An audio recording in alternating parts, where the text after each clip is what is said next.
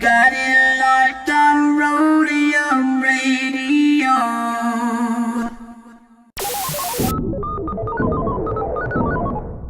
Yeah, Dr. Dre is in full effect, and I gotta tell y'all a little something.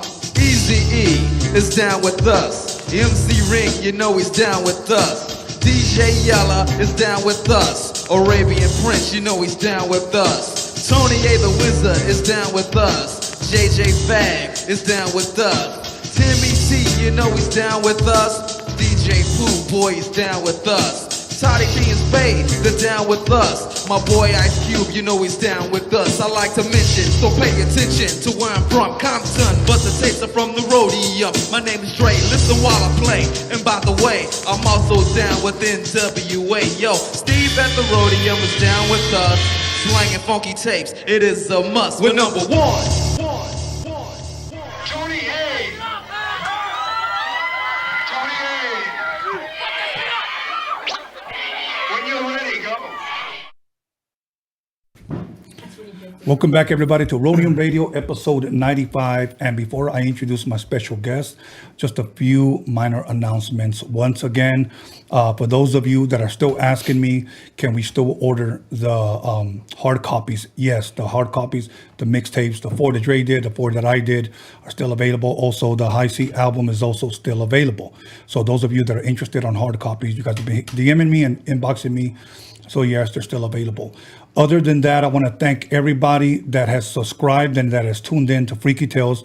We've been doing that on Fridays, and all I hear is nothing but positive feedback. So I want to thank everybody who has tuned in. If you have not subscribed, please subscribe to Freaky Tales, but you'll see that during the commercial break. Other than that, we're still working on the Chicano rap documentary. We had to stop doing the drone footage because lately the fires have been, coming through. It's been hazy. We hadn't gotten good footage of LA, so we had to stop. So we'll pick it up next week, but we're still on that. Just giving you guys a quick update. Other than that, the store is still open. Now this I need you guys to listen to. For many of you that have ordered shirts, it may take a little bit longer than usual because the Pro Club shirts that we're having print them on, the companies are backed up due to this whole COVID thing. So other than that, how'd you guys like my Cowboys win today? But without further ado, please allow me to introduce my very special guest, Klever from Brownside. How you doing, brother? What up, what up? Here. So you know what? Let me start off by this. I'm a sports guy. Are you a sports guy? Yeah, I like football, man. Okay. Who's your team? It's the 49ers, man. Oh, okay. Okay. Yeah. Did they play today? They did, yeah. Okay. Who did they play? They played against the motherfucking, who was it? The Jets. Okay. Yeah. Did they win? Yeah, they won. I didn't watch the game, but I heard they won. I was busy doing some other shit. But Okay. it was an early game. Yeah. What about Lakers fan? Yeah, the Lakers are good. Yeah. As a matter of fact, they pulled it out today. I'm not much of a basketball, fan and shit, but, I fuck with the Lakers because they rep the LA. Yeah. That's dope. You go to a lot of 49er games at all? I haven't been to not one. I just like football. I watch it on, if I get a chance, if I see it on TV, I watch it, Right. I go for the Niners. A lot of people ask why I go for the Niners and shit, because, that Frisco shit and all that. Well, shit, I go for the Niners because, 49th Street, the whole thing where we all grew up at, 49th Street, And plus, that's my clique, the Tank Local, 49th Street. So, that's the only reason why I go for the Niners. And then, my older brother, everybody used to like the Niners, so that's what I fuck with, What about baseball? You like baseball? Baseball's cool. I fuck with the Dodgers and shit. It's all right. I don't really watch it, though. Boring as fuck to me. I'm just keeping it on. I'd rather go and, have a beer and watch the damn game than watch it at home. Right. Because to me, baseball somewhat bores me, but I'd rather go. It's fun when you go, Right. Especially when you go with a big group, Right. Other than that, whatchamacallit, you seen anything good lately on TV? I'm a movie guy. I know before we went live, I asked you if you watch a lot of movies, and you said, yeah. What type of movies do you like to watch? Shit, I like to watch mobster movies and shit.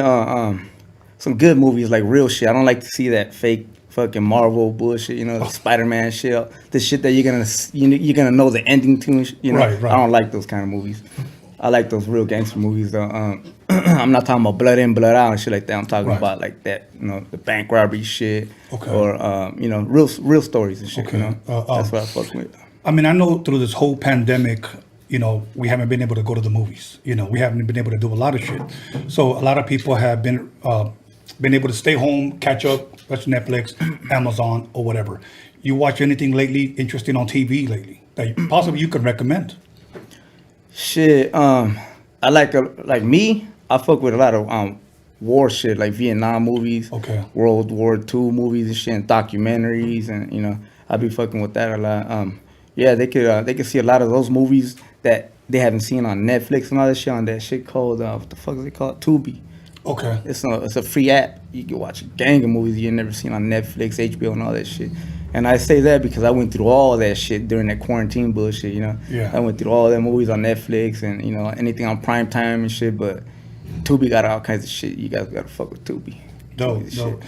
shit. Since you mentioned war movies, I would probably have to say the first one that comes to mind, one of my favorite movies is Saving Private Ryan. You like that movie? Yeah, that movie's bad. That was a dope That's ass one of my movie. favorite movies right there. War movies. Growing up as a kid, I watched Platoon. You ever see that one? Yeah, I sure did. Yeah, that Platoon's was- the shit. That's a good I movie. was gonna ask you. No, I got it mixed up with the Hamburger Hill one, but not Platoon is Okay. Yeah. Now, I seen if people like, I don't want to even use the word religious, but I'll say the word eschatology, meaning the study of the end times. There's one on Netflix called Messiah. It's actually pretty damn good. If you ever get a chance and you want to burn a couple of hours, this one is kind of like the Savior has come and people just like fall for him. They don't know if he's actually real or if he's deceiving them. Is that something new that just came Yes. out? He's like Arabian looking dude. Yes. Yeah, I seen a couple of. I seen some of the. I didn't see too much of it, but I saw some of it. Yeah, it's pretty interesting because it's easy. It's so many people are easily to be fooled. And Right. this movie kind of leaves you like in the middle. Is this guy real? Is he false or whatnot? So for the people that may not know, where exactly did you grow up at? Like, where were you raised? I was born and raised in South Central, and I grew up.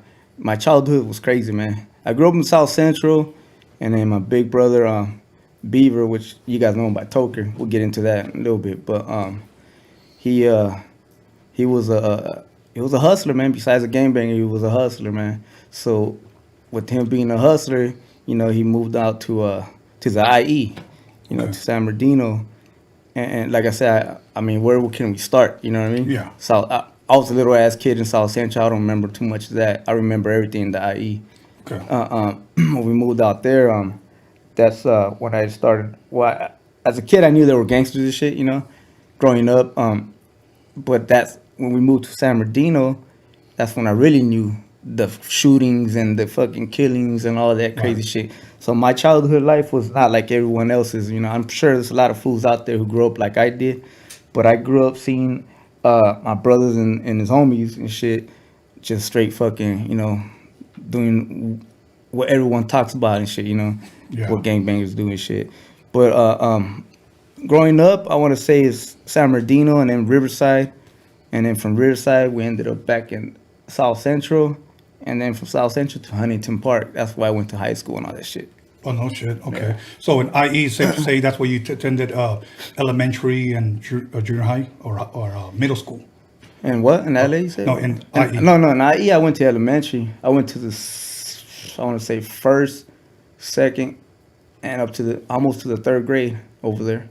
Mm-hmm. Yeah. Okay. And then high school, Huntington. Yeah, and then Huntington Park Junior High and high school. Yeah. Okay. You know what? Growing up in a Mexican home, Mexican family, what type of music? I know it's the obvious, but I want people to hear it from yourself. What type of music was being played around your home when you were a youngster? Shit, I'm gonna say besides Mexican music, nothing but oldies and shit, and a lot of rap. Eazy-E and shit like that. Back then, it was no Tupac. Tupac wasn't even out yet. You know what I mean? It was Right. Oldies and fucking rap, which is mostly just Eazy-E. I don't remember nothing else, but if it's gonna be rap, it was Eazy-E, and then it was oldies, and then it was Mexican music, Right. But then it was Two Live, what was it, fucking Second to None, and then High C, I'm Not Your Puppet, that song kind of went on radio and all that shit. Yeah. But besides gangster rap shit, I think it was the NWA that made it. But mostly, like I said, it was oldies and shit because of my older sisters and shit. And my uncles and shit, they're all paisa food, so they'll be bumping, you know, the Mexican shit. Yeah. Okay. What type of music did, other than possibly the oldies, the Spanish music, and the hip hop, you ever listen to any other, like, other type of music, whether it be classical, alternative rock, or, you know, were you ever into any, like, Led Zeppelin, The Doors, any type of Me, other man, music? I'm gonna keep it 100, man. I like all kinds of music. If that shit sounds good and I can vibe to it, I'll fuck with it, you know? If it's on, if I can put it on, if it's on the playlist, whatever, if somebody's bumping it, you know, The Doors was the shit, you know? Yeah. That Strange People, that one's crazy.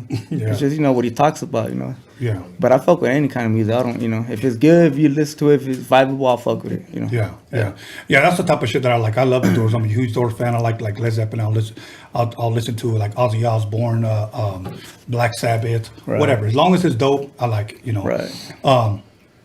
But now, growing up, did you ever play any instruments growing up at all? Nah. No, none. You were never interested.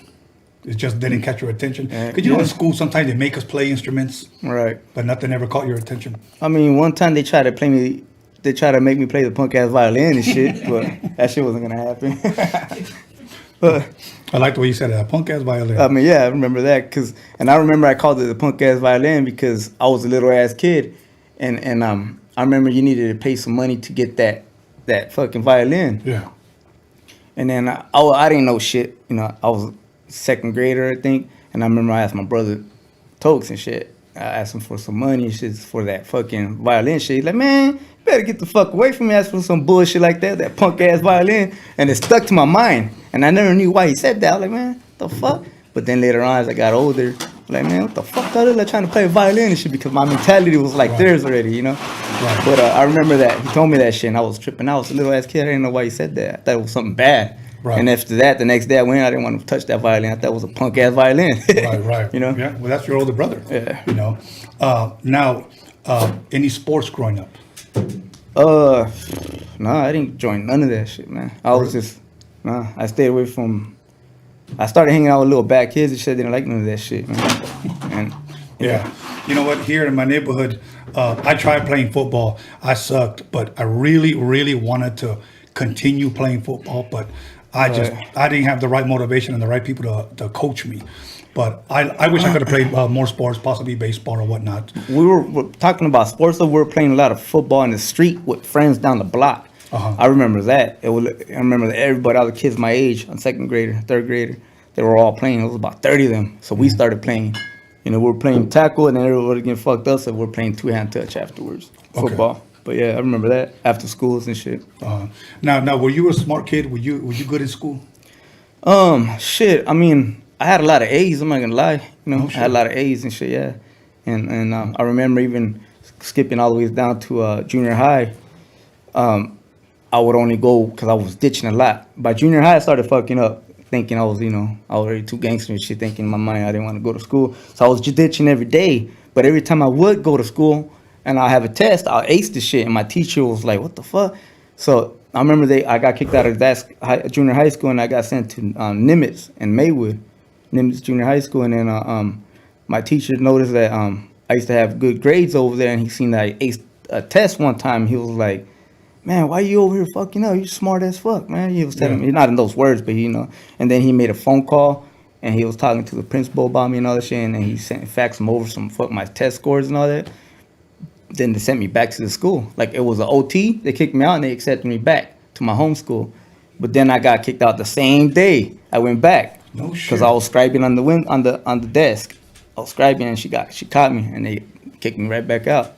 Damn, they were strict, huh? Yeah, junior high school, OTs. Wow. Yeah, you know, it's funny because I didn't start educating myself till I was like 21, 22. Before then, I didn't give a shit. All I cared about was girls and music because I was already DJing at the time. Right. But when it wasn't until I was like 21, 22 that I finally realized that, like, you know what, I think I'm a smart guy, you know. But I wish I could have applied it because I never really applied it when I was in school or whatnot. Right. So now, let's talk a little bit about music as far as, I know you rap, and I know you told me for the times that we've talked that, you know, and correct me if I'm wrong, it wasn't so much that you take it serious, but you enjoy doing it or you like doing it. But at what point would you say, or how old were you when you started fucking around and started writing lyrics? Man, I mean, rapping never caught my attention. Okay. Keep it 100 with you. I never liked it. To this day, I don't like it. It's just keeping it 100. Shit. My brother pretty much, he not made me, but he used to ask me back then, before even, around the same time that Wicked came into the Brownside. Yeah. He wanted me to rap too and shit, and all that. Nah, I'm good. I kept shaking it out. Nah. It's just because it never caught my attention. You know what I mean? Shit. I guess I'm a rapper now, you know, because I'm in this. But I'll take a long motherfucking time dropping the albums. I ain't like these rappers over here that can write shit down real quick. You know what I mean? Right. And spit it. You know. So yeah, I guess I'm a rapper now, man. You know. Yeah. Do I enjoy it? Nah, I don't. I'm just keeping 100. I don't, and I get tired of lying to a lot of fans that I'm about to drop an album and shit when I'm fucking lying. I haven't even worked on one fucking song and shit, but people think I do. But you know what? I think I'm gonna start tonight, man. How about that? It's dope. I'm fucking with you, man. I was about to say, you always tell the truth, even when you're lying. Huh? Nah, man. I gotta get on it, I guess, man. You know, but fuck it. It's just you know, it's kind of hard to go in the studio now because my brother used to push me into this shit, you know. Yeah. And I was every time I used to be in the booth, he used to be like, say it like this, do this, you know, sound like that, you know, in your face type of shit.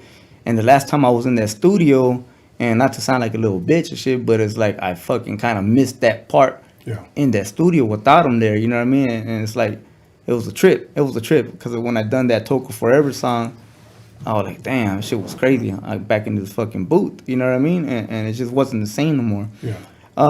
I guess I just kind of just want to chill and work on myself before I get back into this shit, you know what I mean? But I don't know, man. And a part of me just don't give a fuck about it, you know? Right. And part of me does, you know? So it's just I don't know how you can explain that shit, you know?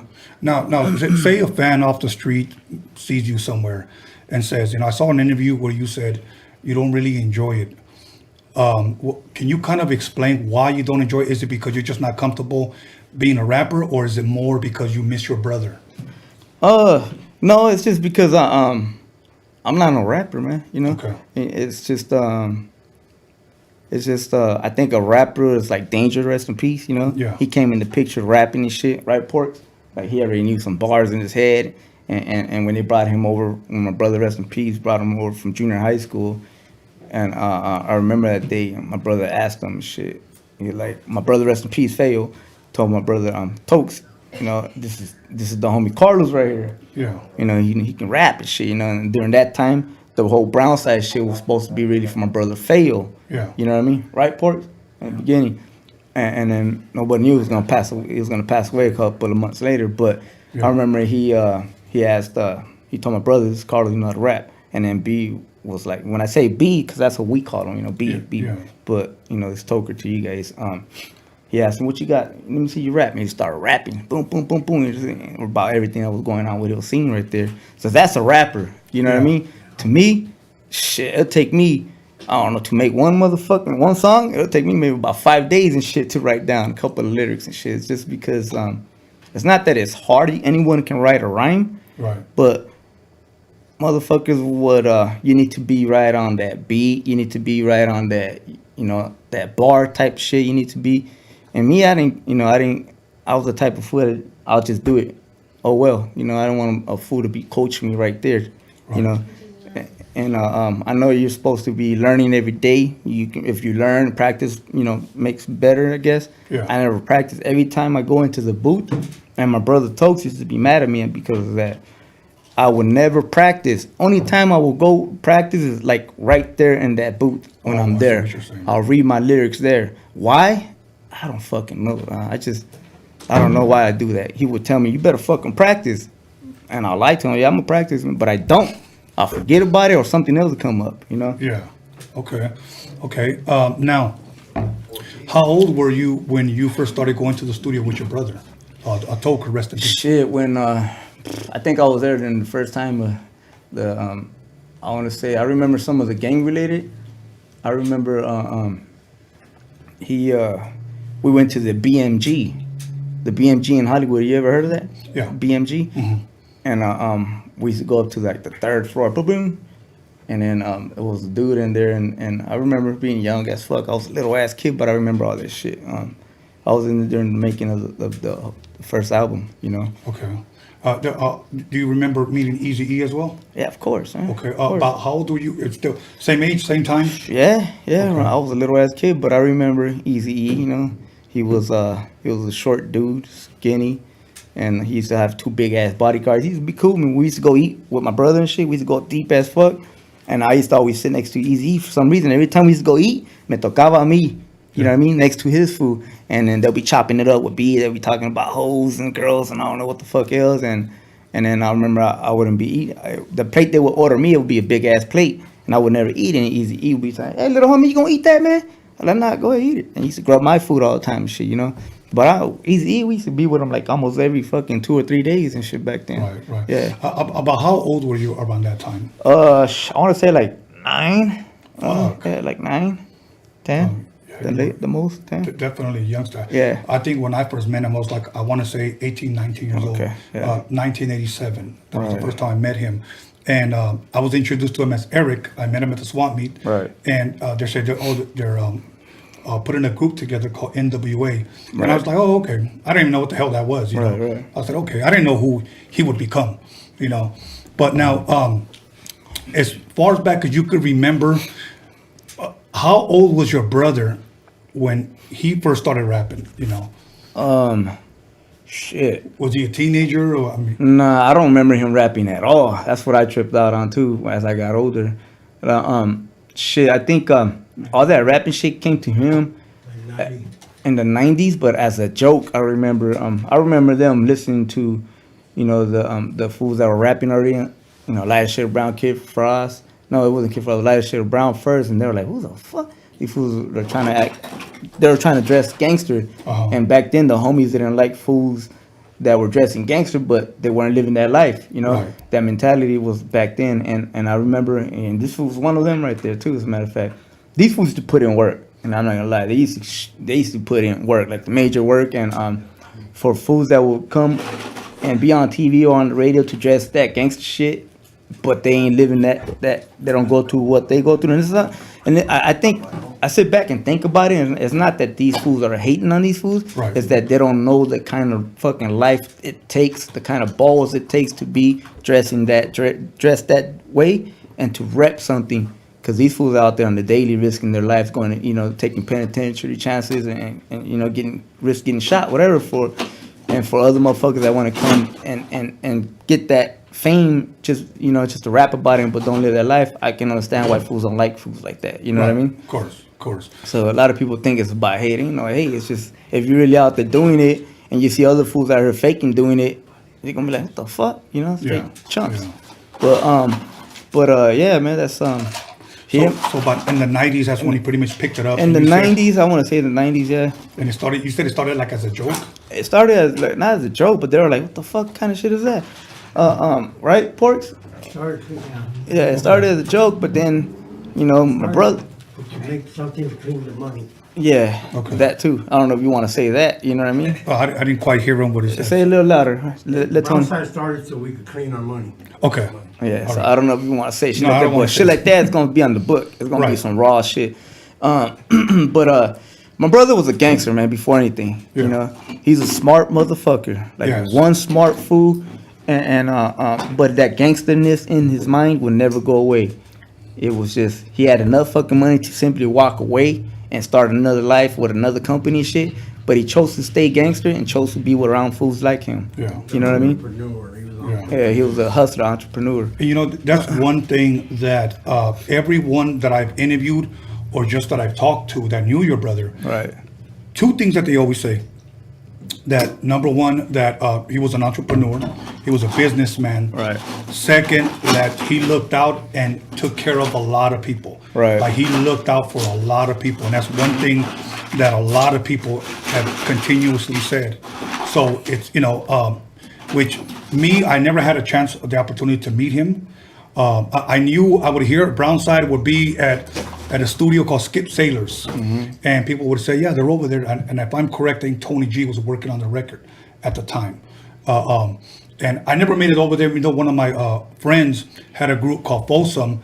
They were recording over there as well, and they would tell me, oh yeah, Brownside is over there. But I always heard Brownside. This was, I want to say 92, 93 Right. that I heard that you guys were recording.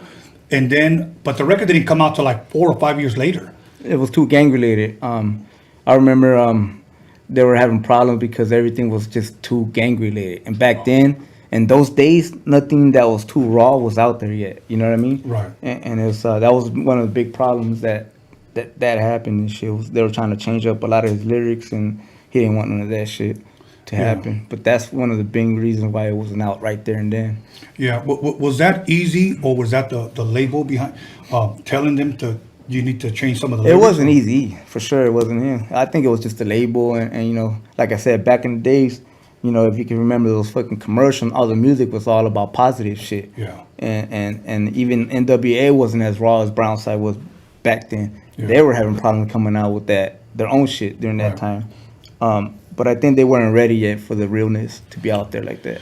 Yeah, I truly believe that Hollywood wasn't ready, simply because I know when being in the studio when they were doing some of the NWA stuff, when they did 100 Miles and Running, they had to redo a lot of the lyrics because the label didn't want them saying a lot of stuff. Right. So I could understand how you guys being Chicanos, rapping, doing this record, coming out raw, how possibly a label could be afraid, you know. And during that time, there was a movement that Power 106 was pushing.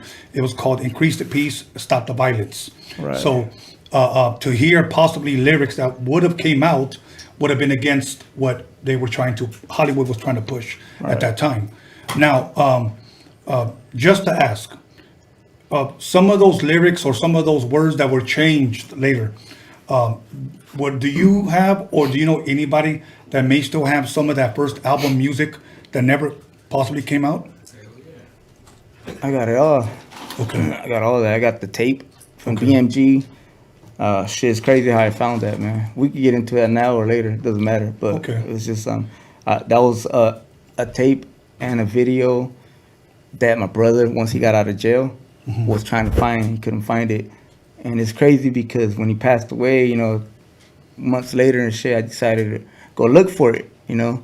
I went back to where it all started, which my homie Dino, an Italian dude. I went down, he used to own Silverhawk Productions. He's the one that filmed the first Brownside video. Okay. And I went down there, and, you know, he's always been close. You know, he stayed away for a while. He had moved to Hawaii, but he came back around my brother's funeral, and we stayed in contact ever since. So I decided to hit him up months later, and we were chopping it up, and then he was like, look, man, Alex, if you want to come down here and help me, you're more than welcome to. But we went down, his garage, he has hundreds of boxes of all kinds of videos and shit. Like, you walk down there to the basement, and there's boxes everywhere, like 3 rows, boom, boom, boom, boom.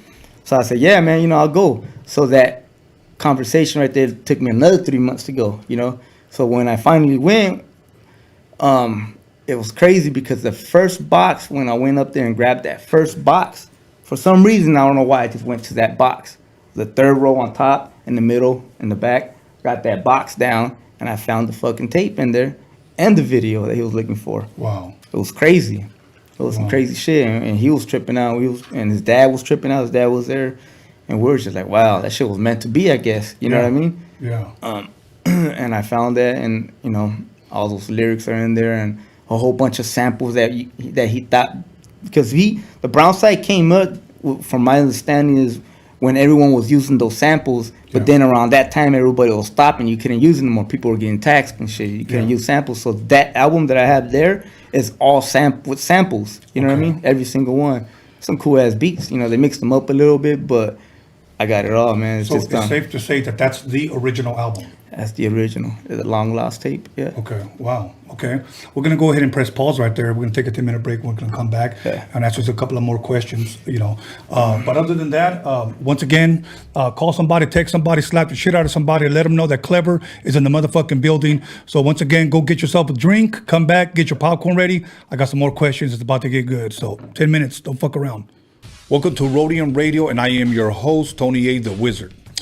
We started a GoFundMe page because we need you to help us meet our goal. And our goal is to release a Chicano rap documentary. And we need you to be a part of this. Everyone who contributes will have certain incentives offered to them. For an example, I'll name one. Your name will be on the credits of the film. Everyone who gives, everyone who contributes, their name will be on the credits. That's just one thing that we have to offer. But yet, if you read the description, you see other incentives for your contribution. If you've seen the Roadium Mixtape DOCUMIXERY, you will not be disappointed with this documentary, shining light on Chicano rap, the Chicano culture. It is something that can be used as an educational tool now and in the future. So once again, help us meet our goals so that we can start production. And remember this, we have a voice and we will be heard.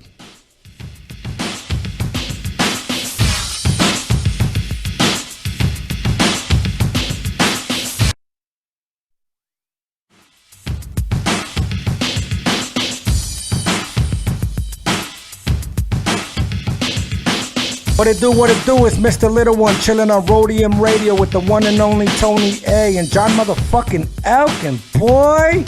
Hey, what up? It's your boy Mr. Shadow. You're watching Roadium Radio with my homeboy Tony A the Wizard. You know what time it is. Yeah, what up? This is Mr. Night Owl, and you're listening to Roadium Radio with the legendary Tony A the motherfucking Wizard. Yo, what's cracking? Nosotros somos Aquid y estamos aquí con Tony A the Wizard. You know Roadium Radio, damn it. You know what it is. Yo, what up? This is Mellow Man Ace and Padrino, and you tuned in to Roadium Radio with my man Tony A. Keep it locked. Yo, what's cracking? It's your boy OG Arabian Prince from the world's most dangerous group, NWA. Sitting here with my boy Tony A the Wizard on Roadium Radio.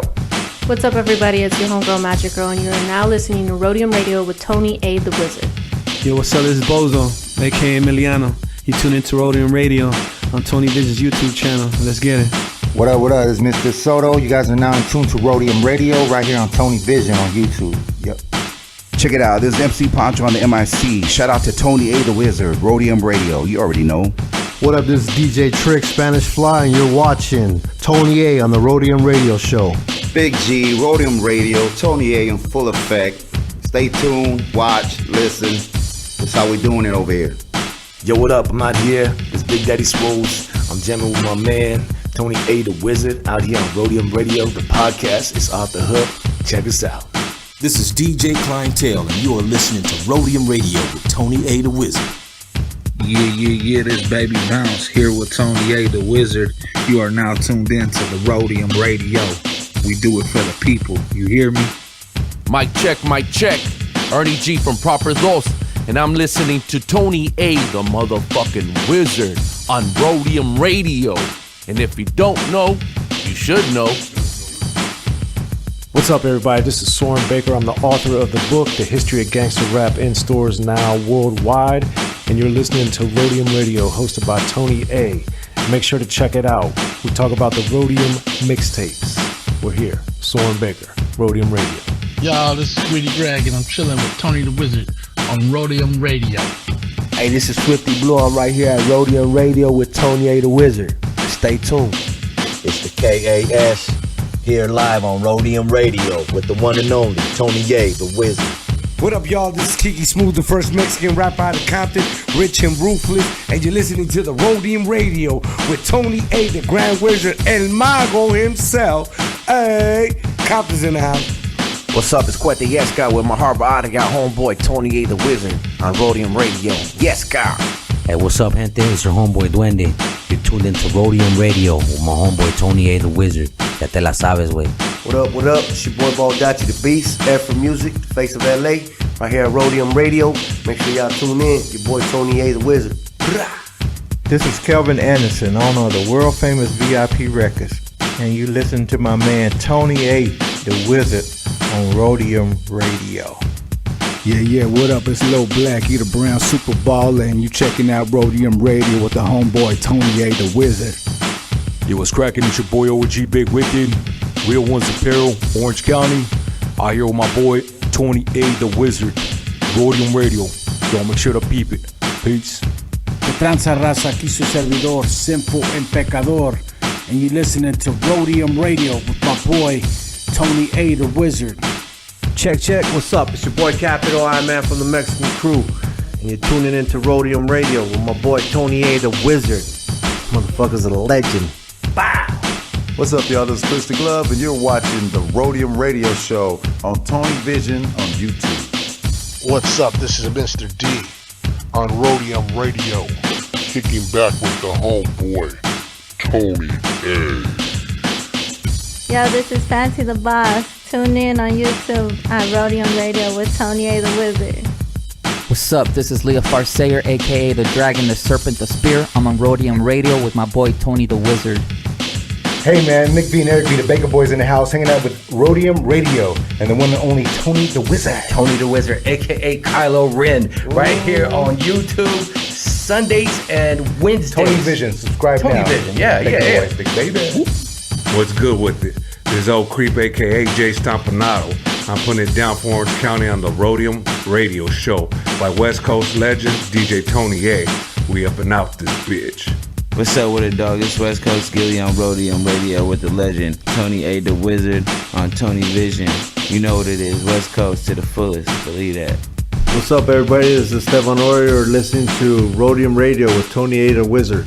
Yo, what up? It's your boy Doughboy Tony. You're tuned into Roadium Radio with West Coast legend Tony A. the Wizard. What up? It's your boy Lottie the G, straight out of Santa Ana, CA, and we're right here live in the mix with the West Coast legend Tony A. the Wizard on Roadium Radio, Tony Vision on YouTube. Yo, what's up, world? This is Cool 187, above the law in the building. And you tuned in to Roadium Radio with my man Tony A. the Wizard. What's up? This is Darren Vegas. You're on Roadium Radio with Tony A. the Wizard. Real West Coast hip-hop history right here. Yo, what up? Sleepy Malo in the house, here at the Roadium Radio with my boy Tony A. the Wizard, giving us our voice back. One of the realest motherfuckers I know. What's up, homie? It's homie Frankie Quinones, aka Creeper from Cholo T, and you're listening to Tony A. the Wizard on Roadium Radio. That's what's up right there. Hey, yo, what's up, man? It's Scooter the Savage. I'm right here with Tony A. the Wizard, Roadium Radio. Everybody stay tuned, man. It's a motherfucking hit. Yo, shout out to Roadium Radio, Tony A. the Wizard, your boy Pablo Nunez right here in the studio. Be about it, people. ¿Qué onda, muchacho? Ahí viene este miro. King with the Black Chicken and Negrito de Los Angelitos, and you're checking out that Roadium Radio with Tony A. the Wizard. ¿Qué hubo, Raza? This is Wicked from the Brownside here on Roadium Radio with Tony A. the Wizard. You know. What up? It's your homeboy Infinite TGM, chilling with Tony A. the Wizard on Roadium Radio. Make sure you guys go check that out. What up, everybody? This is Wicked Baby Doll, and I'm chilling with Tony A. at Roadium Radio. Check it out. Make sure you subscribe on YouTube and follow him on Instagram. What's good? It's your boy Spanky Loco, and you tuning in to Roadium Radio with that motherfucking legend, Mr. Tony A. You know what time it is, West. Hey, what up? This is Rebello the Dawn. And this is Dominator. And we came straight from the 805 ready to slap that motherfucking meat on your grill, bitch. Roadium Radio, Central Coast Click. What up? What up with it? This your boy OG Magoo, Los Angeles Airbrush artist, big chillin' on site with the homie Tony the Wizard on Roadium Radio. All gas, no brakes. Let's get it. Man, you're now listening to LA Icon, man. Right here live with Tony A, the motherfucking Wizard on Roadium Radio. What's up? This is Esadaz, the Spanish Fly, with that reintroduction right here on Roadium Radio with my boy, the Wizard, Tony A. Yeah, what up? It's Spanish Fly MC, Big MOC, Mr. Most MC, on the Roadium Radio Show, baby, with Tony A, the Grand Wizard. Let's whoa. Johnny D from Spanish Fly on Roadium Radio. Your one and only Theo with the giant Cheeto. Hey, what's up, everyone? This is Trish Toledo, and I'm over here with Tony A, John motherfucking ELKINS, and DG Media at Roadium Radio. Make sure you tune in every Wednesday and Sunday at 7 p.m. Hey, what's up, everybody? It's your girl Blanca. Bobby D presents Uncle Snoop's Army. Chilling right here at Roadium Radio with Tony A, the Wizard. Make sure you tune in Wednesdays and Sundays at 7 p.m. on YouTube. What up, West Coast and all hip-hop fans? This is your girl, Violet Brown, and I'm here with Tony A. the Wizard. Yo, this is Daniel Jones, the D to the motherfucking G Media Clips. Here with your boy, Tony A. the Wizard on the Roadium Radio Show. Check, 1 2 1 2. This is Roger Live, and you are in tune to the sounds of Tony A. the Wizard on Roadium Radio, West Coast. Yo, what's up? This is John motherfucking Elkins, and you're tuned into Roadium Radio with my homeboy, DJ Tony A. the Wizard.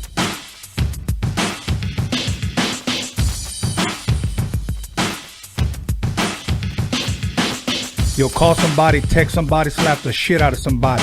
Let them know that Roadium Radio is live up in this biatch.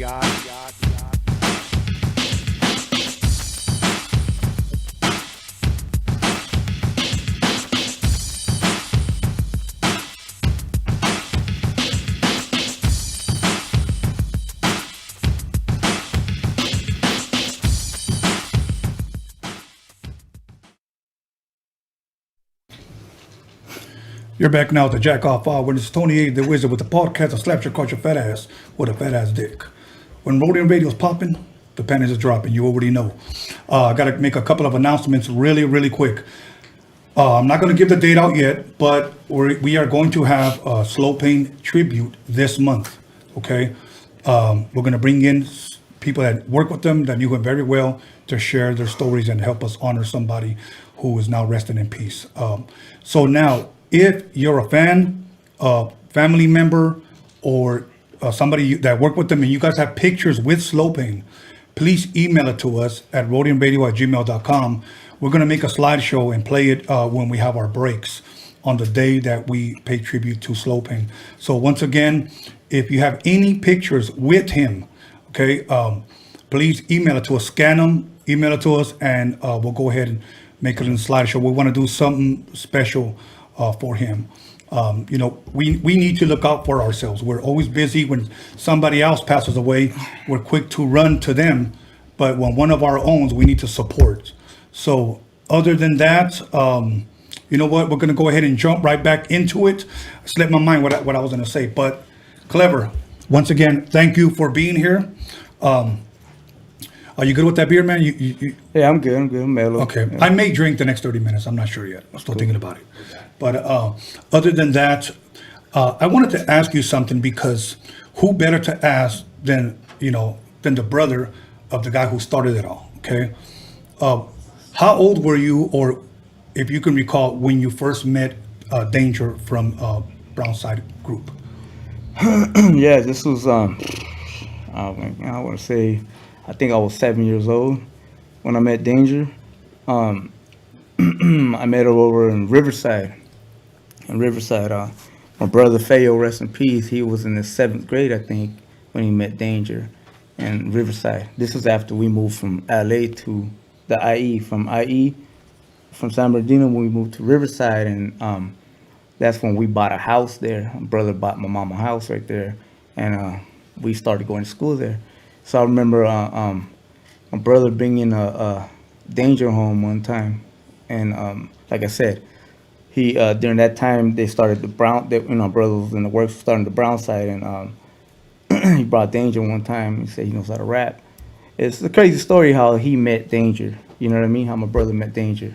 But just know that my brother was getting jumped a lot in that school because he was from LA. And out there, back in those days, people from the IE area of Riverside especially, they didn't like people from LA back then. And what happened was my brother was getting jumped like every day almost. And Danger was a regular kid back then. And he helped him out one time, started knocking fools out. And Danger told me this story one time that he used to always trip out on how my brother never used to run. He used to always stand his ground.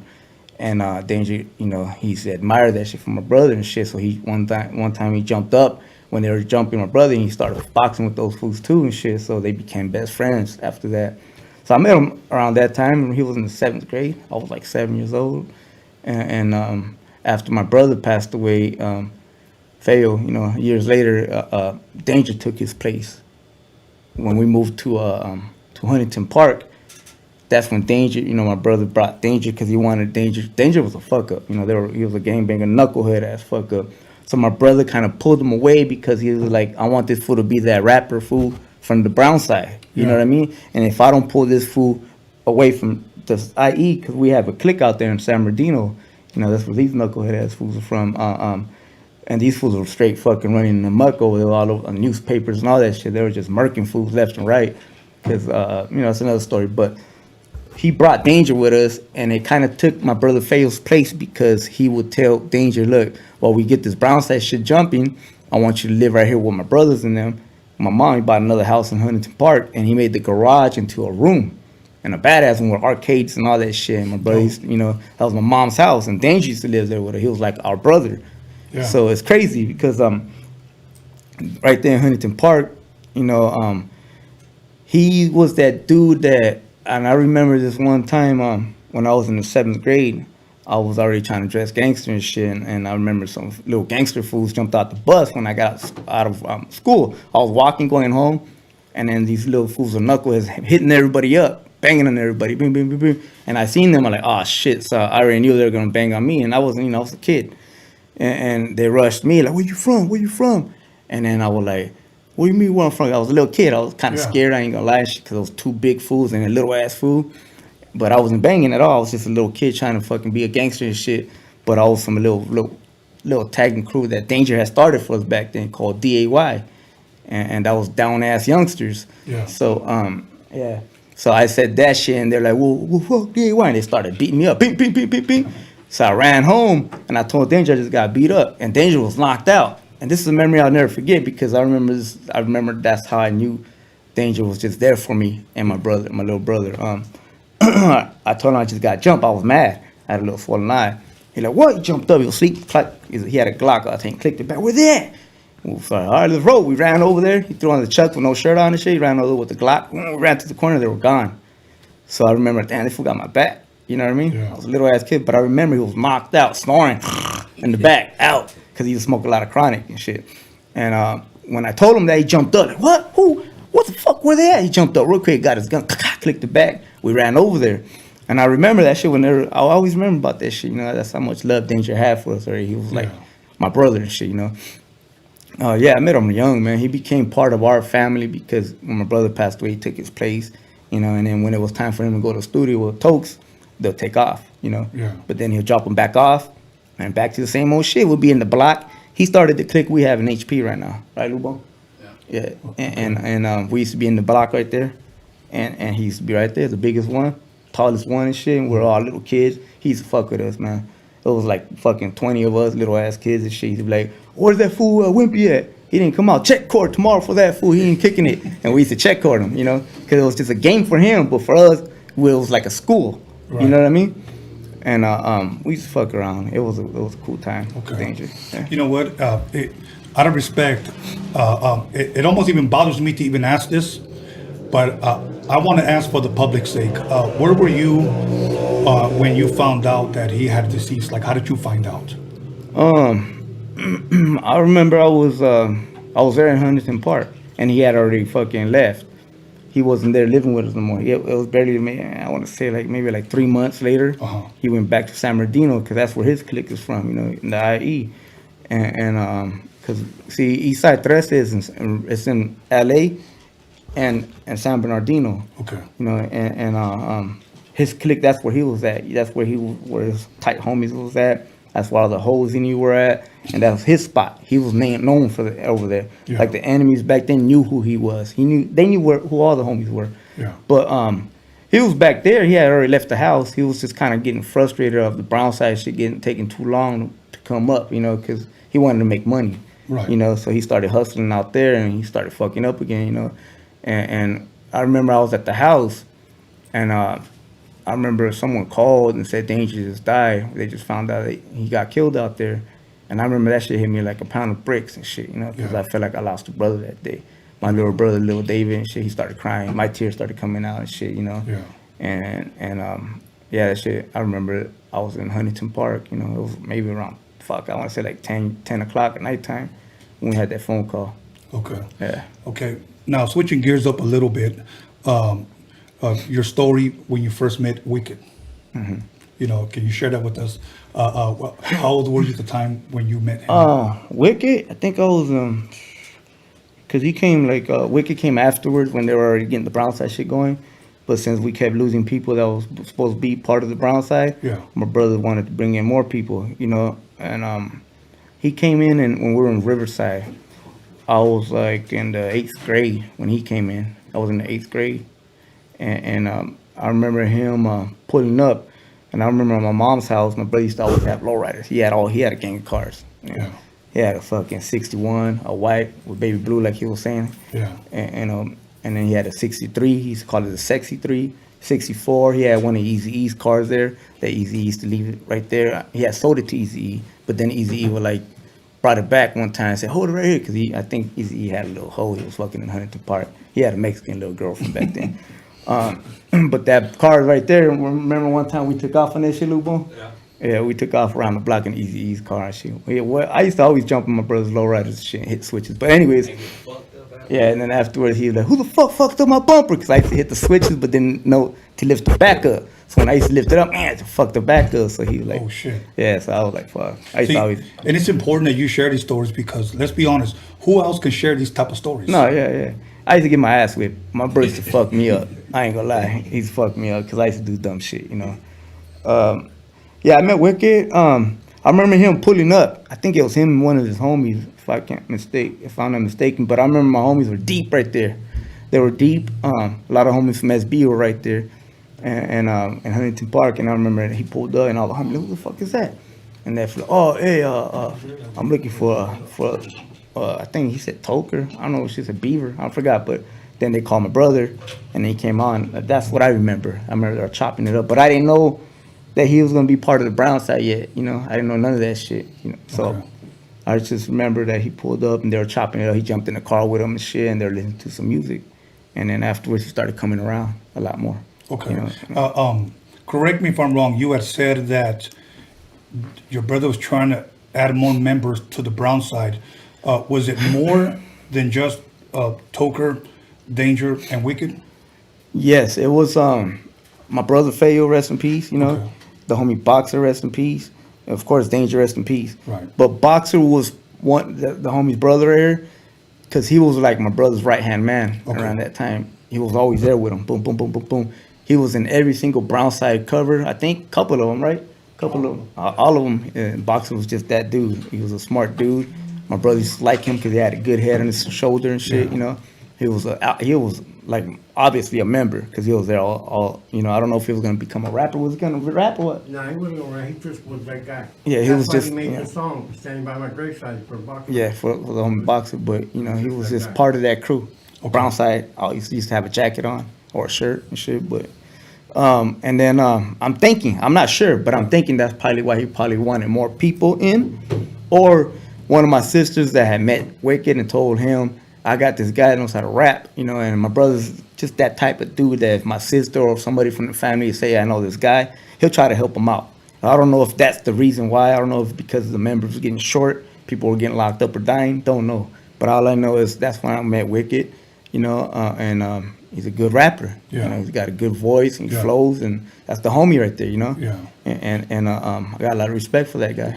Dope. Let me ask you a question that I ask pretty much the majority of all Chicano rappers. Did your brother, because obviously if the people know the history of the first album, if I'm correct, they started recording that album in 92, 93, somewhere around there? I think they started, I want to say like 91, right? In the ending of 91. Okay, let's just say 91. Did your brother, from what you can remember, did he ever consider himself a Chicano rapper, and did he ever consider his music Chicano rap? See, that right there is, I don't think he did, honestly, being straight up, because back in those days, nothing Chicano rap didn't even exist. Everyone was a rapper. Right. You know, brown, black, white, was a rapper. You know, Chicano rap wasn't even around back then. I mean, you know, Elijah Brown didn't, you know, I don't think they said they were Chicano rappers. They were just rappers. You know what I mean? So, yeah, I don't think he's never ever spoke to me about that. But as time went by, you know, obviously we were all labeled Chicano rappers and shit, you know, when he got out of jail, the time when I got into the Brownside. Okay. Yeah. The reason why I bring that up, because I was there when my manager signed a group called Proper Dose, Frank V, Ernie G. They came up with a song called Mexican Power. Right. And even back then, it was never called Chicano rap. Of course, we were all Chicanos that were in the industry. Okay, I get that, but that name didn't come around till later on. So I wanted to know, for the fans' sake, if your brother, I guess during that time, but you answered it, never really, from what you can remember, consider himself a quote-unquote Chicano rapper. He was just an artist. Right. Okay. Now, when that album dropped, from what you can remember, what was the response that you were hearing on the streets? Shit, when that album dropped, we had a lot. Well, they had. I say we because I was always a little fool with them all the time. They had a lot of love, man. They had a lot of love everywhere we would go and shit. People would recognize them because they would have the Brownside jackets or hats on or shirts, whatever. People were knowing, not as much as now, honestly, but back then it was just really hard because there was no social media. You know what I mean? There was no fucking none of that shit. It was just radio play. And you know, if you're out there performing, they done a lot of performings like in the House of Blues and shit like that. And I remember pulling up to the parking lots of any concert they will go attend to, and people, oh shit, the Brownside, you know, let them in. So that's what I remember. Yeah. Okay. You know, Tony G, when I interviewed him here, he said Brownside was something unique. Now I'm gonna ask you, what do you think makes Brownside different or unique from everybody else? Ah, shit, man. I mean, it's just the reality of their lives. You know, everything they rapped about was real. You know, everything they lived is real, and I mean, action speaks louder than words. You know what I mean? I mean, look around. You know, they keep getting killed and shit. I mean, it's fucked up to say, you know. I mean, I wish I was lying. I wish it was different. If it was up to me, man, I wish it was just all, they were fake rappers. They would still be alive. You know what I mean? Fuck that. I'd rather take fake for them to be alive and have them still here and shit. But it's just the reality of who they were. They're real G's, man. And they literally lived that life. And I think there's a lot of dudes out there who, you know, they try so fucking hard being gangster and shit, you know. And it's, I mean, some of these fools, I'm not saying they ain't gangsters and shit, but it's just a whole different ball game with these dudes, man. My older brothers and the homies, you know, they lived that 90s life to the fullest. They rapped about it and always lived that life, that code right there, you know. Well, you know what? I'm glad you touched on that because, like what you said, it's the lifestyle. It's what made them different, made them unique. Because, sad to say, I'm sure we've known studio gangsters, you know. We've known people that claim they live that lifestyle. Look, I guarantee you, in your neighborhood and in my neighborhood, there's some OGs there that we don't have to convince people that they're real. People just know. So they don't have to convince anyone. The sad thing is that today we have people trying to convince you that, you know, they're real. And the sad truth is that everybody can see right through that. Right. You know what I'm saying? So, oh well. So now they released their music. What do you think, if, with your words, your brother's legacy is? When they think of Toker, what do you think that people think of? Shit. And then I'll tell you, having never met him, but gathering all this information, I'll tell you what I believe his legacy is. Well, shit, when people say he's a legend, I think people think that just because he was a rapper and he was with Eazy-E and he was the first gangster rapper, a real gangster rapper, not like a rapper like, you know, you could say Kid Frost came out a little bit before my brother and shit, and people say he's the one that started it all with that Raza song, which, you know, I'm not knocking that off him, but he just wasn't a real gangster. You know what I mean? He wasn't a real G. A lot of these dudes that came out before them, they weren't all real G's, man. And with all respect, and I'm not hating on them, they made some good music and shit, you know. Right. But I think besides him coming out as gangster as he was, with no lies and shit, whatever, people don't know the real reason why we, as family members, as homies, fools that knew him, call him a legend. Because he done a lot of crazy shit in the streets besides the gangbang shit. He was a fucking hustler, smart motherfucker that started shit and made it happen. You know, he made that noticeable since he was a young teenager when he was on 49th Street, when he started that empire right there where he had it blocked off, you know, around that block area where he was fucking selling dope right there and being the #1 dope seller there and took everybody's fucking clientele. You know, he had a little strategy behind that, you know what I mean? And nobody was Nope, everybody was doing dumb shit back then. And it started from there where he just started an empire. And he had bank. So with that money he could play with, and he was making people, helping homies out too, make their own money and shit, you know? But he was just doing some crazy shit that a lot of dudes wouldn't do. Like, unbelievable shit, but smart shit, you know? Yeah. They lived these dudes right here with my brother lived a good fucking life while they were out there in the street gangbanging and shit, you know? They had everything. Yeah. Top of the line guns, top of the line cars, top of the line girls and shit. They were that it to look up to. Because when I was a kid, I wanted to be a gangster, you know what I mean? I couldn't wait to be a gangster to grow up and shit, you know? I used to look up to these cats right here, man. And it's just to explain that whole why he is a legend to me is hard to explain right here, you know what I mean? Right. And this is why I decided to go ahead and start on his book that he never finished. Just I'm gonna probably have to start scratch because of the book that he started. I'm sorry to say that it's under people who they don't know what the fuck to do with it. And if I start with it, you know, it's lawyers all on me and shit trying to threaten me to fucking get sued and shit. It's just a sad case.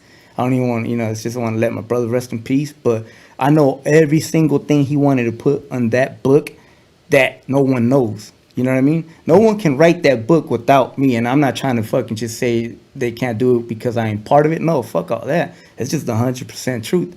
You know what I mean? Me with the homies and shit that were around him and all that. What he wanted to put on, I know it all. And it's like I'm going to have to start from scratch now to do it. You know what I mean? And it's just a matter of time where I find that right person that's gonna help me write this, put it all together and shit. You know, I can't incriminate him no more. I can't incriminate the homies, you know, doing the ones that all passed away. So I think it'll be only right. He's gone. I think he would love me to share that part of him because that's who he was. You know what I mean? It's gonna be a raw ass book. It's gonna be something very fucking. It's not gonna be for the faint-hearted people. Yes. I just gotta keep it 100. You know, that's what it was. What he was. He wasn't proud of it, but shit had to be done. You know, and with that being said, man, it's just gonna be tripping out even the fans of everything. Why certain people died, and you know, it's gonna be a crazy shit, man. You know, and it's gonna have to be done though. But to me, he was a legend in a lot of different ways. You know. Okay. You know what? Now, once again, from all the information that I've gathered from people, not one person that I've interviewed on camera or off camera have ever told me anything negative about your brother, and that's just 100% truth. But one thing that I get, what I think his legacy is, if people were to ask me, did you ever meet Toker? First of all, I'm going to say no. Okay. What did you think of everybody that you interviewed that talked about him on or off camera? Here's what I'm going to say. Everybody said that he was a good man, a hustler, entrepreneur. He cared and he looked out for a lot of people. No, yeah, they were all correct. They were all correct. I don't knock that off of nobody. They all met him after, you know, in Huntington Park, you know, and all the people that I've seen that been here are the people who kind of met him already after the fact that he was already Brownside and stuff. I'm not knocking nothing on him. That's exactly who he was. He had a good heart.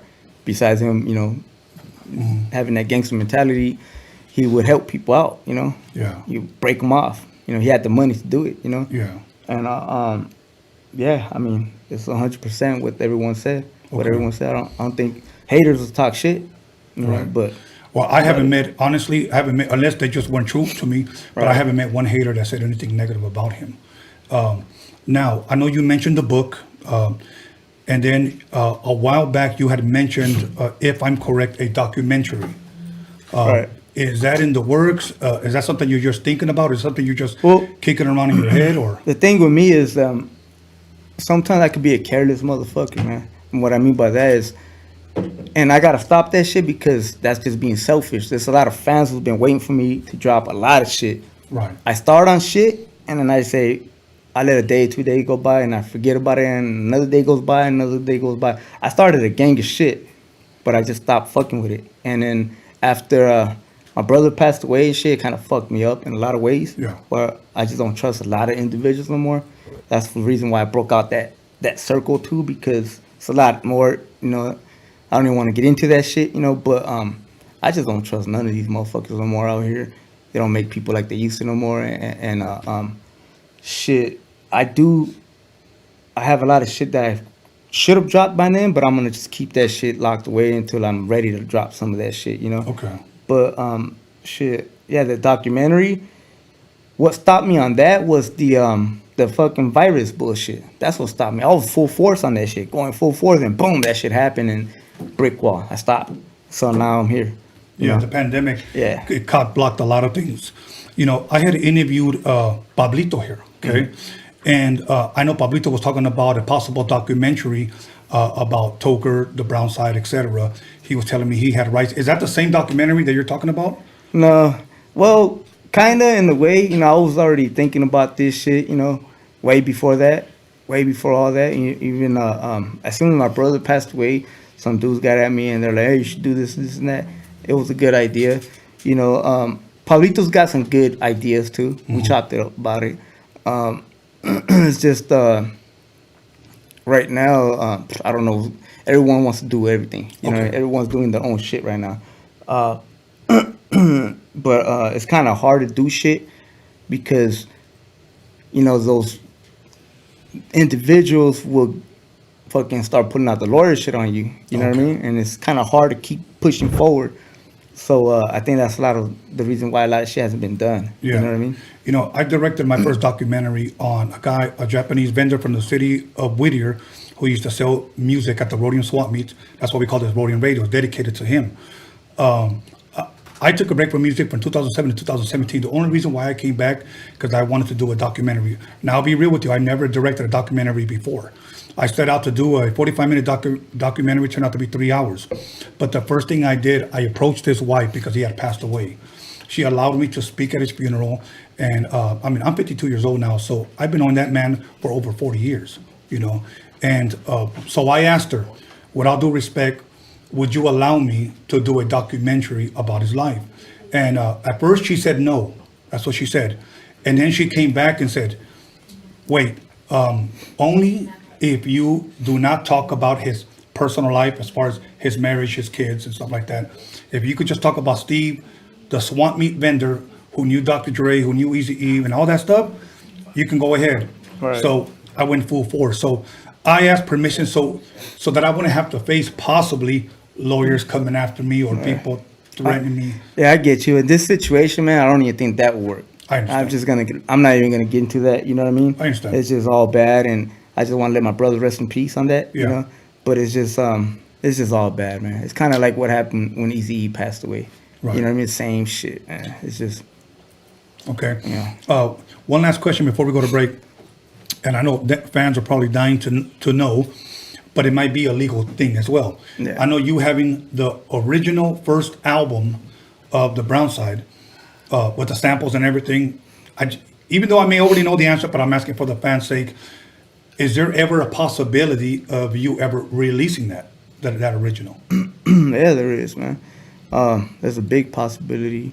It's gonna be released sooner than soon. You know. Okay. Because I know his their anniversary is coming up, and it's got to be done, and yeah, it's gonna be released. Awesome. Check this out. We're gonna go ahead and press pause right there, and then when we come back, we're gonna have one of your buddies join us and fill us in on some more questions, stuff like that. Mm-hmm. So dope. You want another beer, man? Yeah, let me get another beer. Okay, everybody. Once again, let me remind you, we're gonna have a Slow Pain tribute this month. We're gonna be honoring one of our own. And if you have any pictures, you're a family member, you work with them, you hung out with them, or you're just a fan, and you have a picture with him, scan it and email it to us at roadiumradio@gmail.com. We're going to make a slideshow and play it when we honor him that day. I already have people that are going to be coming and sharing their stories, having to work with him, engineers, producers, rappers, etc. So it's something you're not going to want to miss. So if you have those pictures, please, once again, email it to us. So we're going to go ahead and take a 10-minute break. So make sure you call somebody, text somebody, slap the shit out of somebody. As a matter of fact, break a bottle over somebody's fucking head and let them know that Klever's in the motherfucking building. We'll be back 10 minutes. Yeah.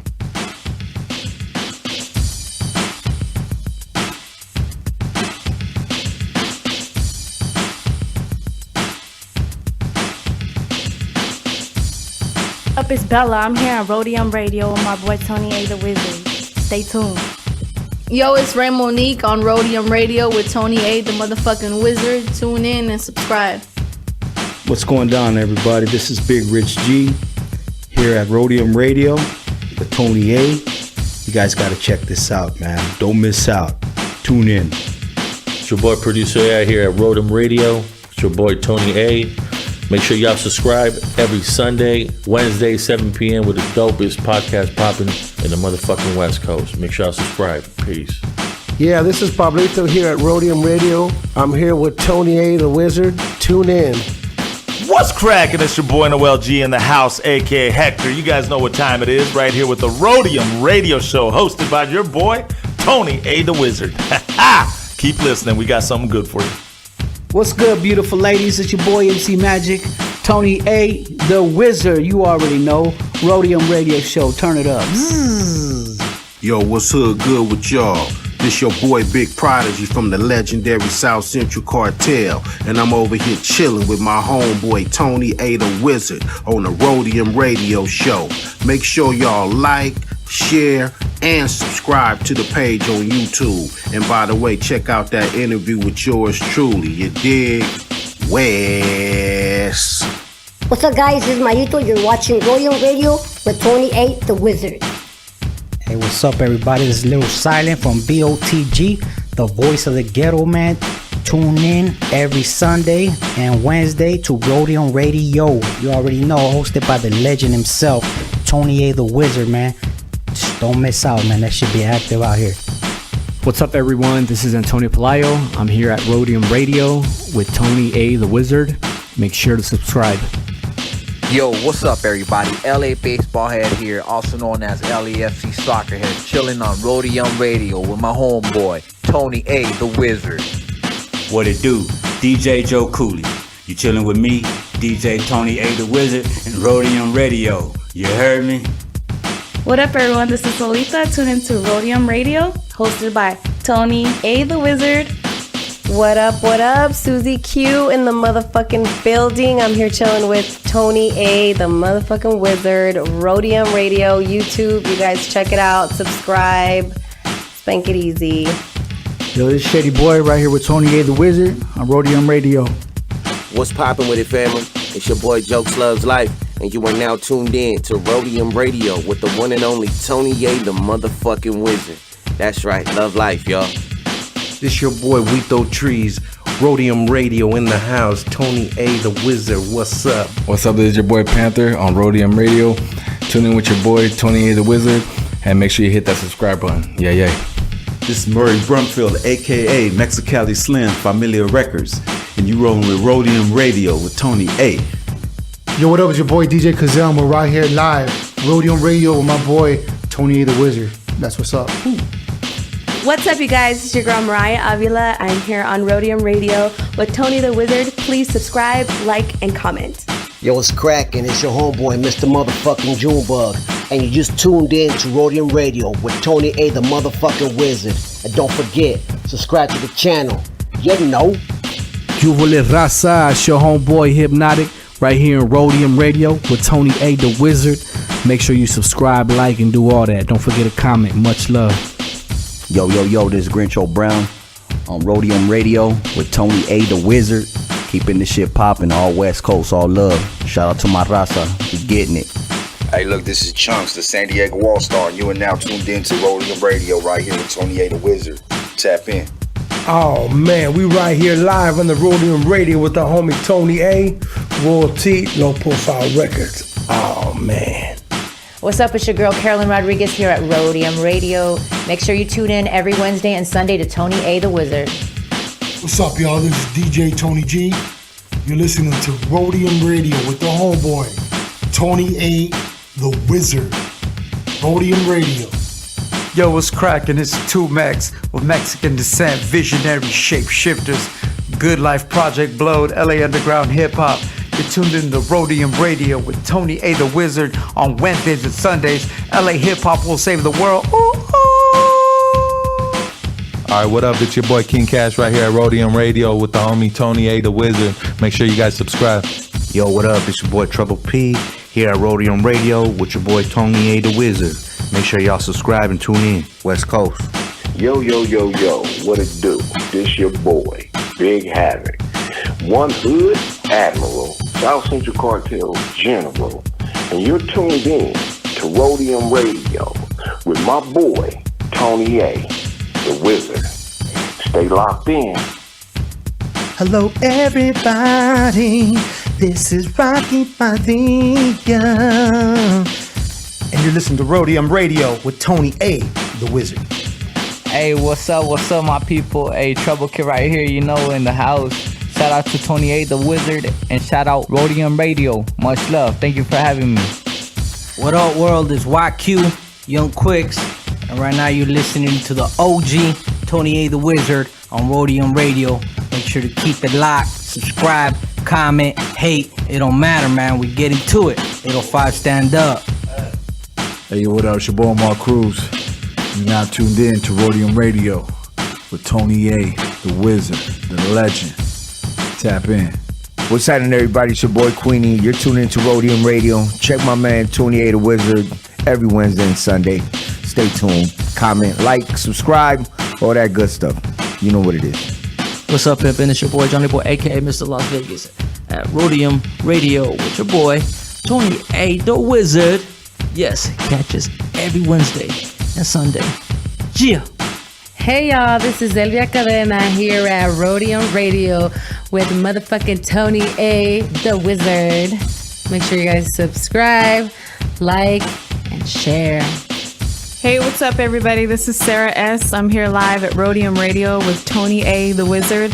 Make sure you subscribe and tap in on Wednesday and Sunday evenings. One love. Can I get a moment of your time? Hey, it's your boy Lucky Son Zoo from Hood Starks Podcast. Hey, fuck with one of the best podcasts in the game, Tony A, the Wizard, Roadium Radio. Don't motherfucking play with it. Don't sleep on it. Hey, HA, stand the fuck up. Yes, sir.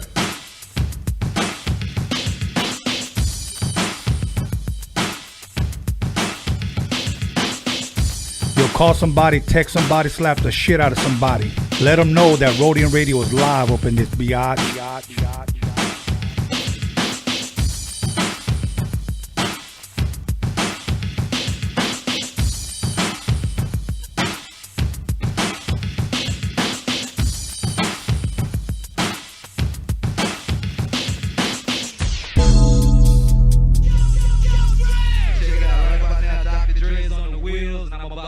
Tear shit up. AOD, you got a level? Steve, hit record, man. Get busy with Eazy and Tony A on the 12 techniques. See? Here's a little something about a nigga like me. They never should have been trying to say from the stage. Yo, this is your main man stage.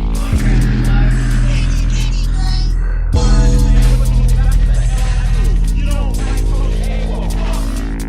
I'm rocking shit at the Roadium.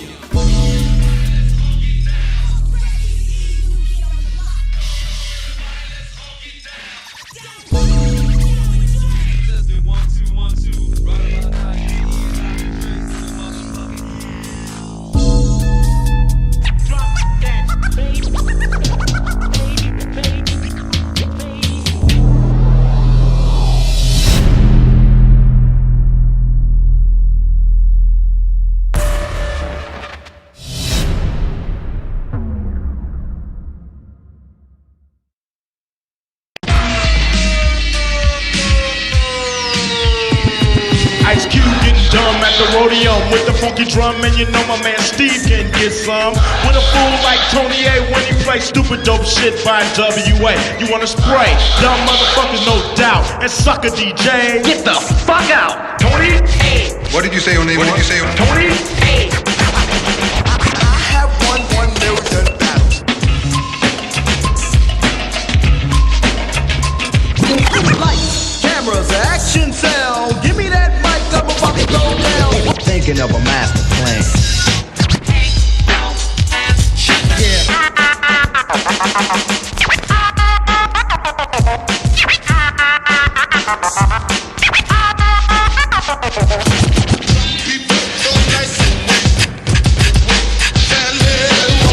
This story's funny. He was born as a girl. Welcome back, everybody, to Roadium Radio episode 95. And once again, when Roadium Radio's popping, the panties are dropping. We're going to go ahead and jump butt naked right back into it. Klever, you want to introduce your good friend right here? Yeah, look at this is the homie. This is the homie from the hood. He was there in the beginning from the Brownside. Yeah. Like I said, Boxer, rest in peace, was his brother. He was with my brother every day. He was there from day one out there in the IE. And he can tell you a little more stories of what they went through. I was a kid back then. I was a little ass kid. I just knew them when they were at my house, my mom's house, my brothers and everybody, and I seen what the fuck they were doing and all that. Yeah. But this cat right here will tell you guys why they started this shit, the Brownside. Why, why B, my brother was the legend and who he was, and how danger came in or, all that stuff, Like I said, I was a kid. But I remember all my memories. But this dude right here, he'll tell you a little more. Because he's going to answer a lot of questions that I believe a lot of people want to know that are fans of the Brownside. Toker, rest in peace. Danger, rest in peace. If you can give us a little bit of your background of how you knew Toker, or how you met him. I don't know if you got the childhood friends. Just shed a little bit of light on that. Yeah, well, I met him, I was like 16 years old. And I'm from his neighborhood.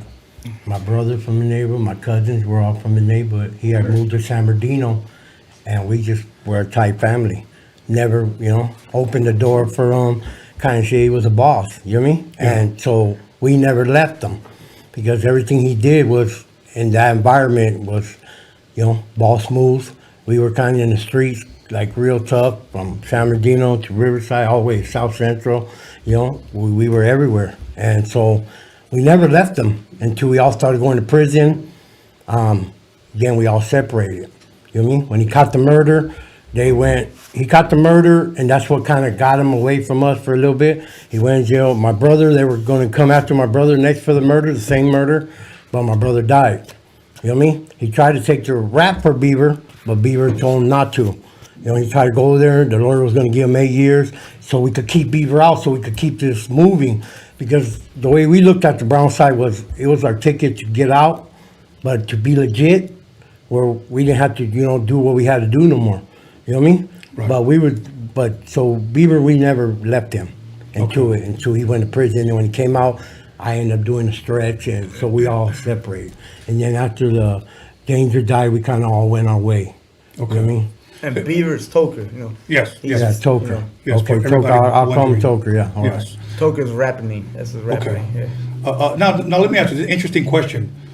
Maybe both of you guys could shed light. Why the name Toker for inquiring minds? He said because he said they call him Toker because all the sherm he used to smoke when he was younger. But Toker, like Beaver, he never did no drugs. He never drank. After that. He never did. Yeah, after when we knew him, he never did that. I'm 48. So he was not much behind him. My brother was going to be 50 he would have been 50 about right now.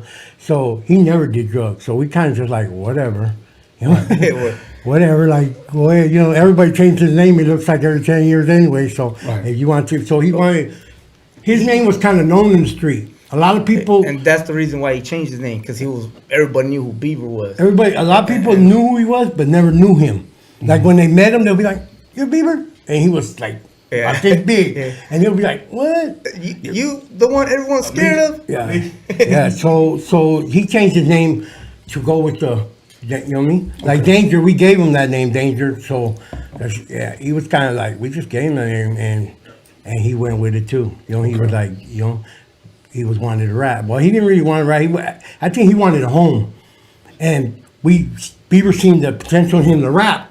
But it's like once like a Beaver had told us, don't court him in, don't put him in the hood. He's going to be the rapper of the Brownside. And then about 3 days later, we were in Riverside. We were like, you can't be around us unless you're from the hood.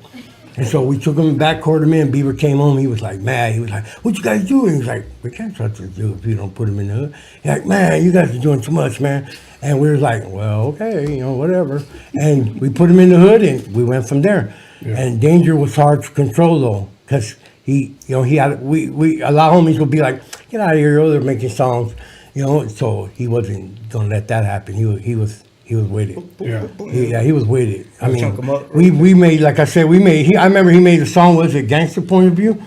Yeah, Gangster Point. He made it driving from Beaver was calling, Toker was calling. Where's he at? He's not even coming over. We were going to Diamond Bar, and we were like, all right, we'll get him. He's over here. So we picked him up. We told him, man, you gotta go over there. And so we took him, drove him. He made that song on the way over there. Okay. So when now, go ahead. For the people that may not know, why Beaver? That was his name because I he think had I two. did, He had two buck teeth. They're Okay. a little bigger, and he had a gap. Yeah. He had a gap, and when he was a kid, all the way to his teenage years, and he had that gap, and that's his name. His name was Beaver. So when I met him, it was Beaver ready. So yeah, I stuck with him. But even when we met him, we took a while. We just knew of him. Yeah. He was just that guy out there, you know. And then after that, we just surrounded him. Yeah. You know what I mean? Is it safe to say that you were there when they recorded the first album? Yeah. Okay. Beaver didn't start the Brownside by himself. Mm-hmm. We all started the Brownside. My homeboy Trigger wrote a lot of the Brownside. Okay. And then we just kind of grew, and then Beaver kind of went this way, and a few between us started. People got mad at things, and we just like Trigger said, man, I'm not dealing with that, and stuff happened, and within us, that's what's always been the problem with the Brownside is that. I guess when we were cool, when we were younger, and then we get older, you get your own ways, and it started feuding.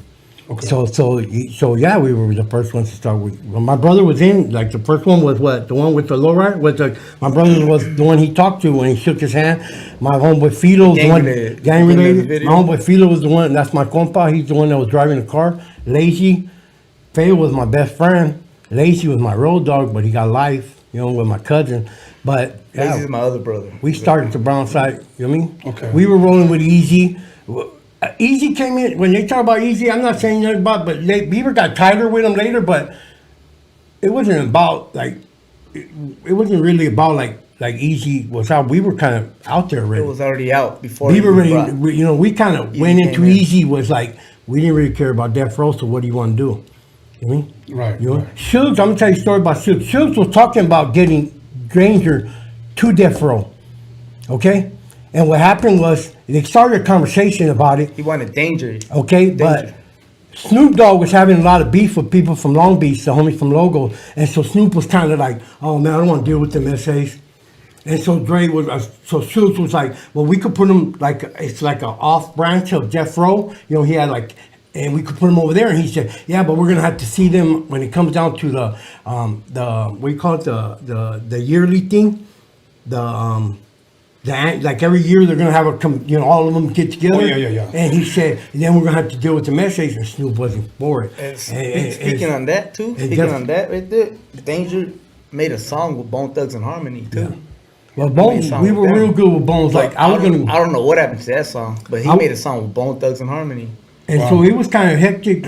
Shook said, on the anniversary, they would get together, and Shook said, well, look, Snoop is like my main guy right now, so I got to leave that alone right now. Yeah. And, and that's how that went. But Danger, he needed a lot of touching up, you could say. Yeah. But for back in them days, like now, that was like our take it out here. That's how we looked at it. Yeah. Also, I think Shuggs was kind of scared at the fact that Eazy-E had all these Mexicans backing him up. Yeah. So I think that was his way of trying to bring the essays, us Mexicans, to his side. Because there's a lot of stories when they ran into them and they would take the fuck off. They would leave. You know what I mean? Yeah, we ran into the dining cart, and then we kind of pushed up on them because we didn't, this rap thing, I guess it was like, okay, so that's what you're doing now, Beaver? Toker? Okay, whatever. So we kind of were just like, whatever, Right. Okay. And so it was like, we had a, There was times, man, when these fools could have smoked Suge and his boys when they used to meet up at them restaurants out there in the rich area, like in Hollywood and shit. Yeah. But Eazy-E wouldn't let them. He Well, didn't want them because Toker kind of was like, we don't want to bring that over here. And we were because like, Eazy would okay. tell Toke, no, calm your boys down. Well, Eazy was, Eazy kind of was with it, but, because they were beefing. But Toker was like, no, he kind of knew, like, we're going to bring this environment in here, and it's good. Nobody would do, no labels company's going to want to deal with us like that. Right. We were kind of off the hook. Right. But we didn't need no deal. We were going around Eazy-E. That's why, like the lowriders. That's how I remember he got in with Eazy. He was selling them lowriders. He had a shop. He was selling them lowriders, and so when I was going to talk to Eazy, that's what it was for. But I kind of never really wanted to be around pictures, None of that, you know. So I kind of like, but my brother was in everything. My brother was his boy. That's what most of the songs are about. All of us. The Payback is what we did. The Sitting by Your Graveyard. They got Dangerous Picture, but it's from my brother Boxer. He got a song they made for Blood that's Family and Family That Ain't Blood. That's for his sister and brother, and the other ones is for me and my brother. Yeah. And so we've been with him forever. Okay. You never seen us without him. Yeah. Only when he moved to Honey Park, he took Danger with him. Right. Because Danger, he kind of knew, like, if you didn't, look what happened. What he said, 3 months, Danger was back to San Bernardino, died. Yeah. So he kind of knew, like, I got to do this. Wicked came in, Trouble came in, and we okayed it. Okay. Because if not, we were, it was going to be a problem. But we okayed it because we seen the vision. Yeah, the vision, yeah. But we guess we don't learn till later. Yeah.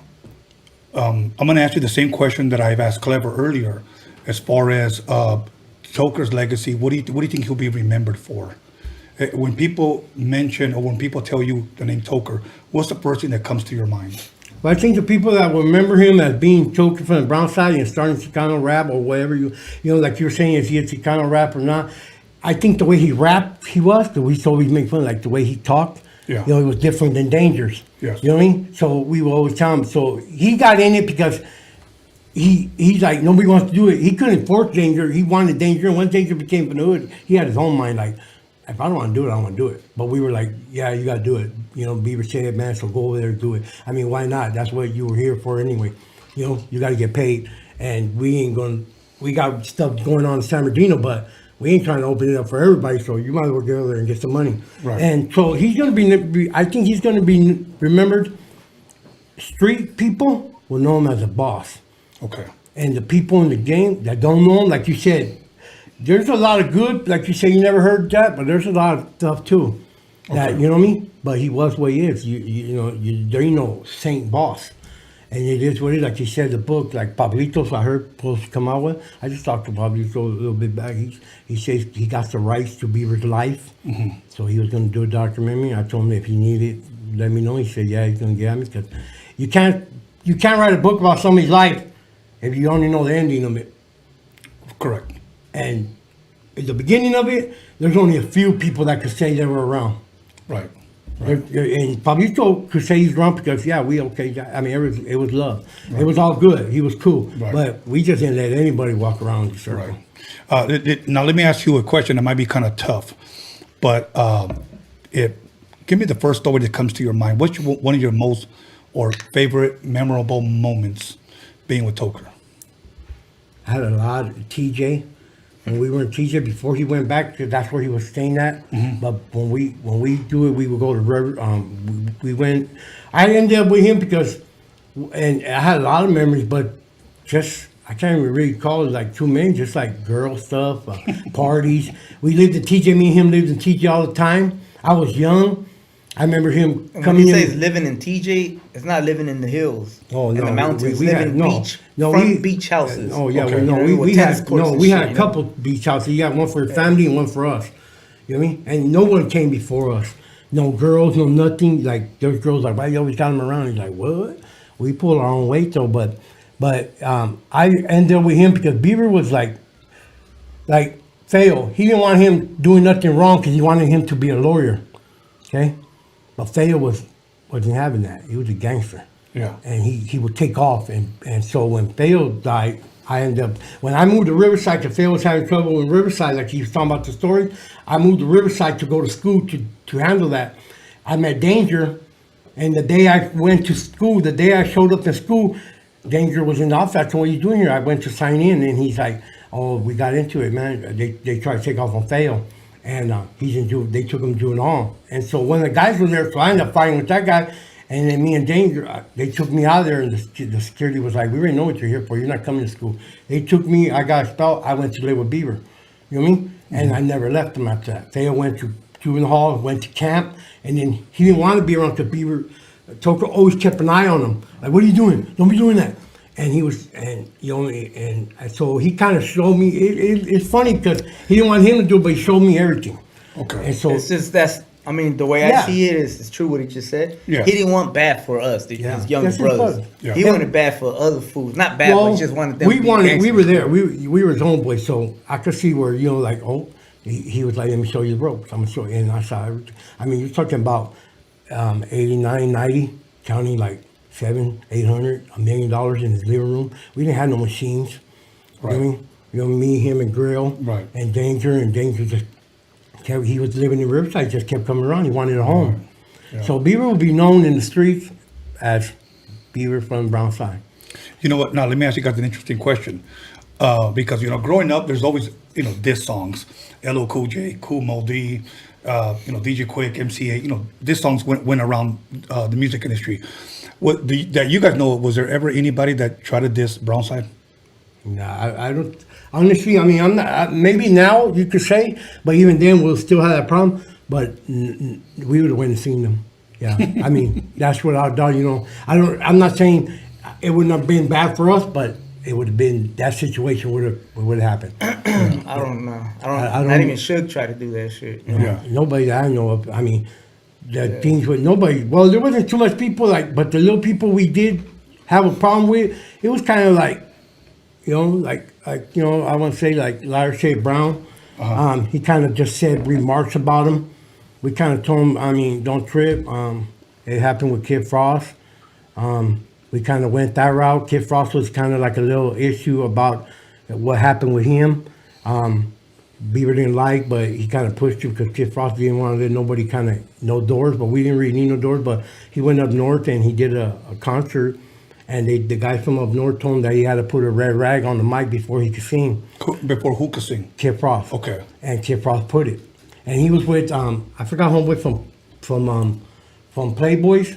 He was like, he had big money. He owned a lot of liquor stores, a lot of stores. And he was kind of like putting them with Kid Frost. He was with Kid Frost, and he kind of came back and told all that, because he was from Playboy, so he was kind of like, oh, fuck, why you do that?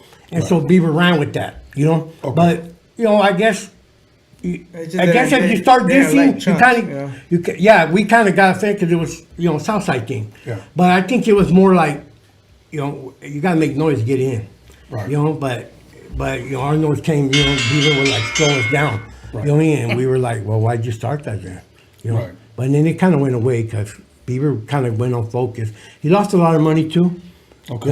Like we were going to do a movie with, what's his name?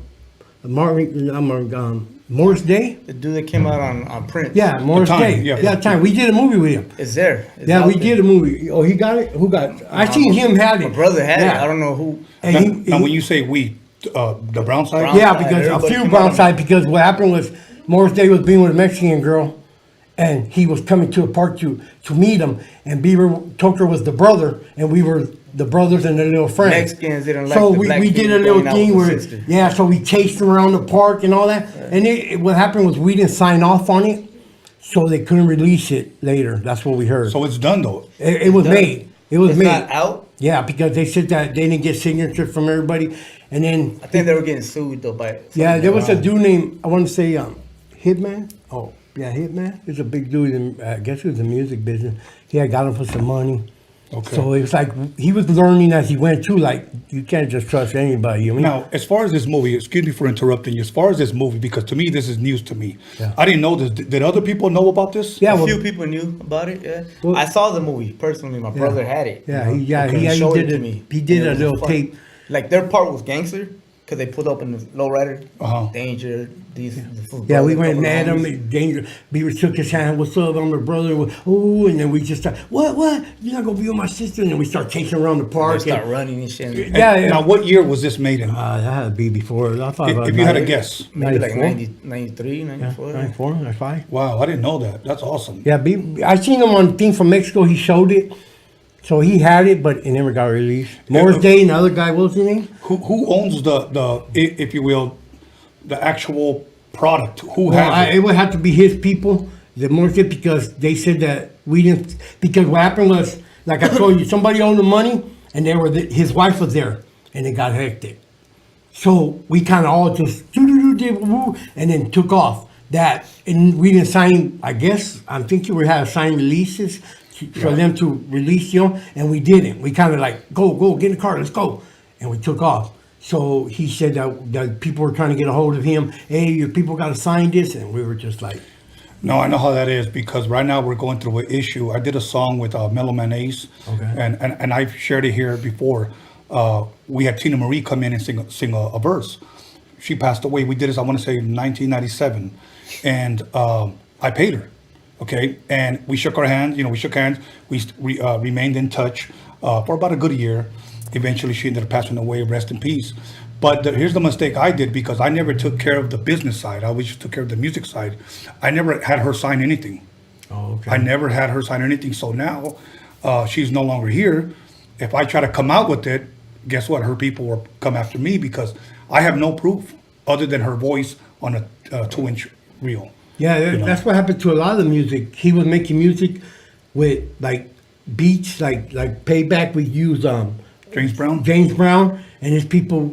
He gave it to his lawyer, and his people said, "Oh no, we don't want no Mexicans." Pretty much, they're like, "No," because right after that, I think somebody else came out with some using him, and they were like cool with it, but they were like, "Nah, we don't want you guys using it." Okay. And so a lot of music we couldn't get released because that's how it started. Right. You know what I mean? And it got put on hold and stuff like that. And then we had incidents with each other that just put stuff on kill. Right. I don't think nobody was signed to a Brownside back in the days. I don't think nothing has paperwork.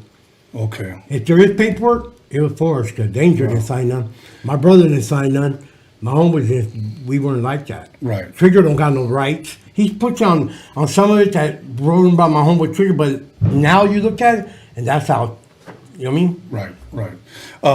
Klever, I have a question that I want you to address because there was some rumors going around on social media shit, and I always have to make sure that I tell people I hear on social media, blogs, or whether it be Instagram or whether it be Facebook, people can post up whatever they want, okay?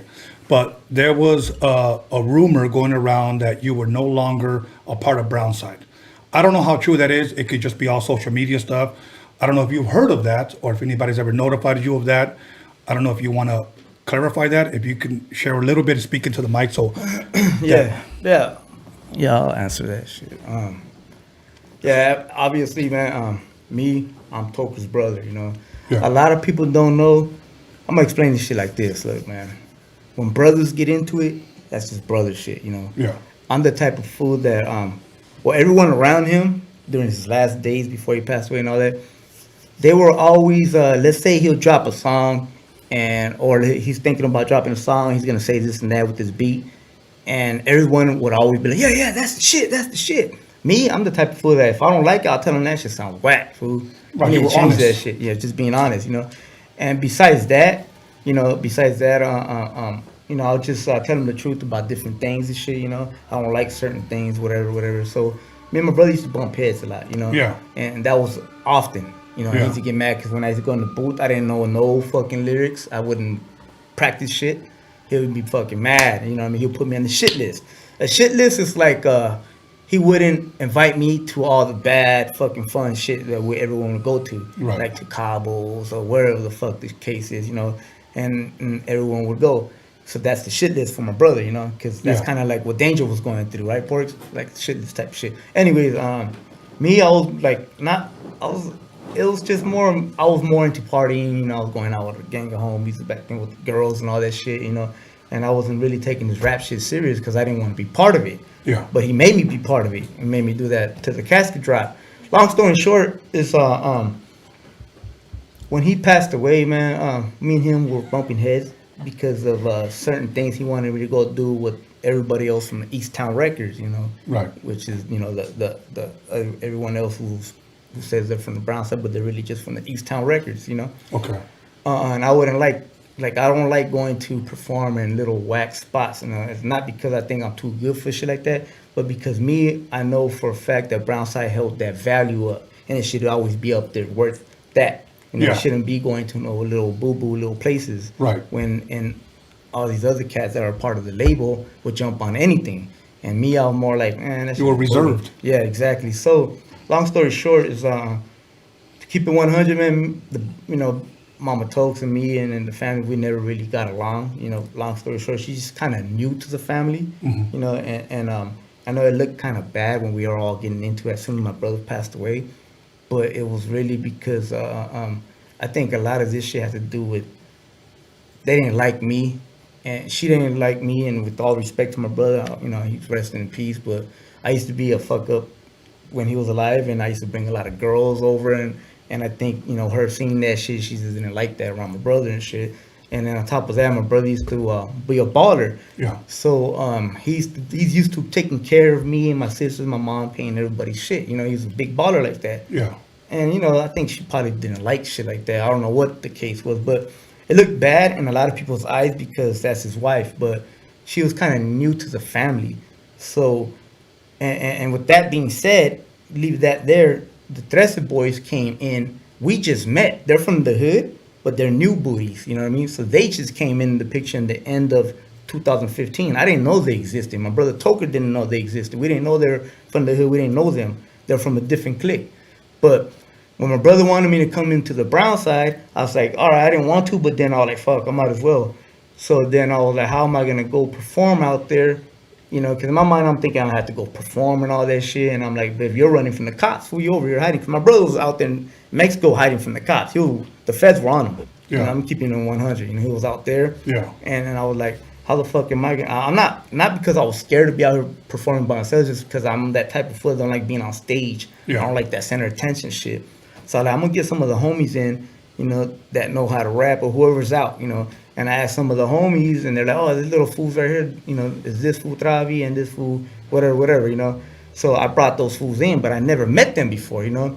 So I'm going to clarify this because I think in my eyes and some of my OG homies' eyes, a lot of people, it looks kind of bad in my place that my own little homies turned their back against me to pick the label side, which is, you know, with Mama Tokes and the Brownside label, because I mean, anyone who didn't grow up with you, who weren't out in the street banging with you, or didn't know you that much, of course they're gonna be choosing the label side, you know, over you because they don't know you that much. You know what I mean? I think because that's what they were there for. Yeah.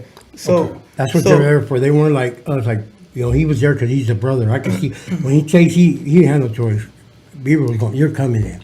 Right. You know, he could have put his foot all the way down, but it wouldn't have been. He knew what he was doing. You know what I mean? So that's when those rumors, when that shit happened. As soon as my brother passed away, man, before my brother passed away, he put me and Lady Benz on timeout because we weren't showing up to the to the recording of the studios. We weren't showing up to whatever lowrider shows they were going to go out and promote and try to, you know, go out there rapping on those little car fucking lowriders and shit, which I didn't like. My brother didn't see what I was seeing. He was out there. Right. He didn't know how these lowrider little concerts they were doing was boo-boo. You know what I mean? He didn't see. He just see what they put on YouTube, but he wouldn't see that there wasn't no people there. You know what I mean? It was just a boo-boo ass little lowrider show in a parking lot somewhere with maybe like 100 people only, and you know what I mean? And they weren't even there to watch them perform. They were there to watch the cars and shit. You know? Right. So he wouldn't see shit like that, and I was like, nah, man, we can't do this. That's not for us. You know? So I just kind of started. He put me on timeout, so I was like, fuck it. You know, I don't give a fuck. You know? Okay, I know you saw your brother's vision, but when he would, from what I'm gathering, is that he would say, let's go knock out the show. In your mind, you're pretty much just saying, for lack of better words, we're better than this. It doesn't necessarily mean that you're better than the people there, but it's like, we belong on a higher platform than this. You know, these people are just here, but, you know, you probably get about 10 or 15 people watching. Exactly. You know, I think it was more like, it's not a good idea. But it's his idea. So with all that, so when he's telling way him like that, that's not a good idea. If we do that, and he's like, words were being put on his head. You know, words were being put in his head that, you know, oh, he just doesn't give a fuck and this and that. You know, and he kind of got mad. He gets mad fast. He's a hothead. You know, so I'm gonna put your ass on timeout. Fuck that. You and Lady Benz are on timeout. You know, he never said you're out the Brownside. He never said you kicked out that shit no more. No. It's just it's sad that he passed away. I was talking to him the same day. You know, we're gonna go. You know, he wanted me to go live with him and say, "Oh, that shit's over with." You know, when I'm coming back, I'm gonna drop another album. I was gonna jump on a song with him because he had I think he had like how many songs did he have? Like maybe like 10 songs that he made. He made 10 songs that no one has ever heard, maybe more. And he wanted me to jump on a song, but he wanted me to go live with him and you know, end all that bullshit that I was going on my own shit. You know, and because I started my own little website, Brownsider, because I had different ideas to drop gear, and he wasn't with that. because he was used to the big 50s and all that big, you know. But I was telling little fools out here to change now. Now they wear fucking little sweats with the, you know, that grip down to you right here where you can show your shoe now. And he didn't want that kind. He wanted those big ones that overlap your shoe and you can barely see your shoe. I said, nah, how about you sell that shit and let me sell my shit? He like, all right, you drop your shit and I'm not going to be blamed for none of that. If they laugh at your shit, then that's your problem. So he let me drop my own shit. I started the Brownsider.com. You know, he gave me the okay and I had my clothing inside the store too. And I dropped it and boom, it went real good. And that's when he understood that times change. Yeah. You know, and now they started buying, you know, the snapback hats. They started buying the sweats that show your feet now, you know, those little Styles joggers. change. The joggers. So he started seeing that. He started seeing I was making money, he was getting a lot of sales. So we're gonna squash it, man. I was talking to him the same day he died.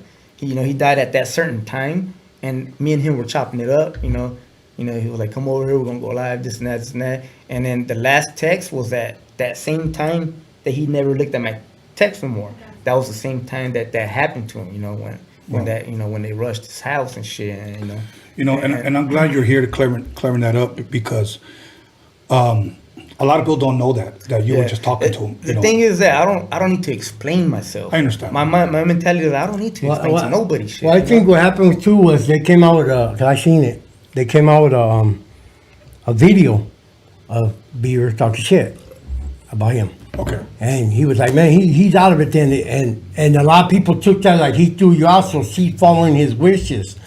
But am I wrong? Yeah. That was an old video. That wasn't even the video about that. Was the video Yeah. because he wanted to start the new Brownside where you prescribe to it. He was going to do his own thing. And this dude was like, why are we going to charge our people to have exclusives to our shit? Oh no, he's talking about the app. The app. The app And so that's what he was saying. Oh, he don't want to be part of that, then he don't have to get paid for that. He could be out of it. I didn't agree with the app because And that's what one they made thing, it and look I like told he my wasn't brothers agreeing. that it's a good idea. Don't get me wrong, but no one's gonna pay. They'll pay, like a few fans will pay to see what we're dropping new and shit. But in reality, though, a lot of big stars tried to do that shit and it failed on them. You know, they had their own apps and all. No one's gonna. You can see all that shit for free on YouTube. Yeah. You know, everything you're gonna see for free on YouTube. Even people that drop albums now, they wait on YouTube to drop now. So I try to tell them that, and I kind of bumped heads with them because the other individuals tell them otherwise. So it was just, I was trying to. That's my brother. I love him. You know, I was never against him. I was always trying to give him that advice. You know. Yeah. So that's why I think everyone would go along with it. No, yeah, because they were all like, just like. So that's why I think they said that he didn't want him in there. So when he died, she ran with it. So then they started saying that shit, and then all that beef started when they made that video on YouTube. No, I know how it is because look, I have 5 brothers, I have 4 sisters. My younger brother's 2 years younger than me, and me and him were always fighting. When I say fighting, arguing, he has ideas, I have ideas, and we're always going back and forth. So I understand what you're saying. Yeah. But your brothers do that. I get it. If you're non-family, I always like to tell people, stay out of it, please. Yeah. Because you know what? I could tell him, vete a la verga, puto, and tomorrow we'll be having menudo. Exactly. Well, Toker's been like that with all his brothers. Yeah. Lazy was a fool, talking shit, drinking. Beaver always took care of him because Beaver took care of everybody. Yeah. So you mean you ain't a baller unless you can't say you're a baller and then your brothers or your kids are driving in something or walking down the street with holes in shoes. You ain't balling there. You might portray to be a baller, but you ain't ball. Everybody had, and he always fought with them because it seemed like they look at him like you're my brother. Like fuck you. We looked at it different. Right. So that's just the way it was. With all that being said, man, when he passed away, they started all that bullshit. They didn't like me for a lot of reasons, So they say he was not part of Brownside. They made a video talking shit, and I wasn't going to respond on social media. I told them, when I see him, it's on site. And I seen him, and it was on site. We chunked him up in the street like a gangster do it and shit, And that was that. You know what I mean? So I'm sorry. Wait. Con permiso. So, because I wanted to get you call somebody out. Is that what it was? I ran to a. He didn't say the name. That's why. Okay. Yeah, tell him he ran into danger. Yeah, that was I ran into shit. him in the street. That they made a video about me talking all that shit, and I kind of got mad about that. How you gonna be calling me out? On YouTube or whatever little thing you guys doing with my nephews there. With Toker. My nephew's there. You want to traumatize him more and shit? That's some bullshit. You know what I mean? Yeah. I didn't like that. And that's why I got mad at Mama Tokes, whatever. So then, all right, cool. you know, I ended up running into him in the streets, and I told him, you know, this is my response. You know what I mean? Yeah. That's just how these fools raised me. You know what I mean? Yeah. That's just how we do it. You know? Yeah, I'm we not call gonna him, go told on. him, you gotta deal with that. I mean, that's how, I mean, But besides all that bullshit though, man, So I they- am Brownside. Yeah. No matter what, my brother put me part of the Brownside. I was looking at the Wikimedia the other day, and they took me off this shit. You know what I mean? When my brother didn't fucking do that shit, it was on months after he was dead. You know, passed away. I seen it recently that they took me off. I'm not part of it. That's some bullshit. You know what I mean? Right. But no matter what, man, paperwork or whatever, I am Brownside. You know, there's only one still standing is me and Wicked. You know, that are members and shit. Right. You know, and you know. yeah, because Trouble from the Browns, he was Brownside, but he's doing what, 17 live, something, 15 live?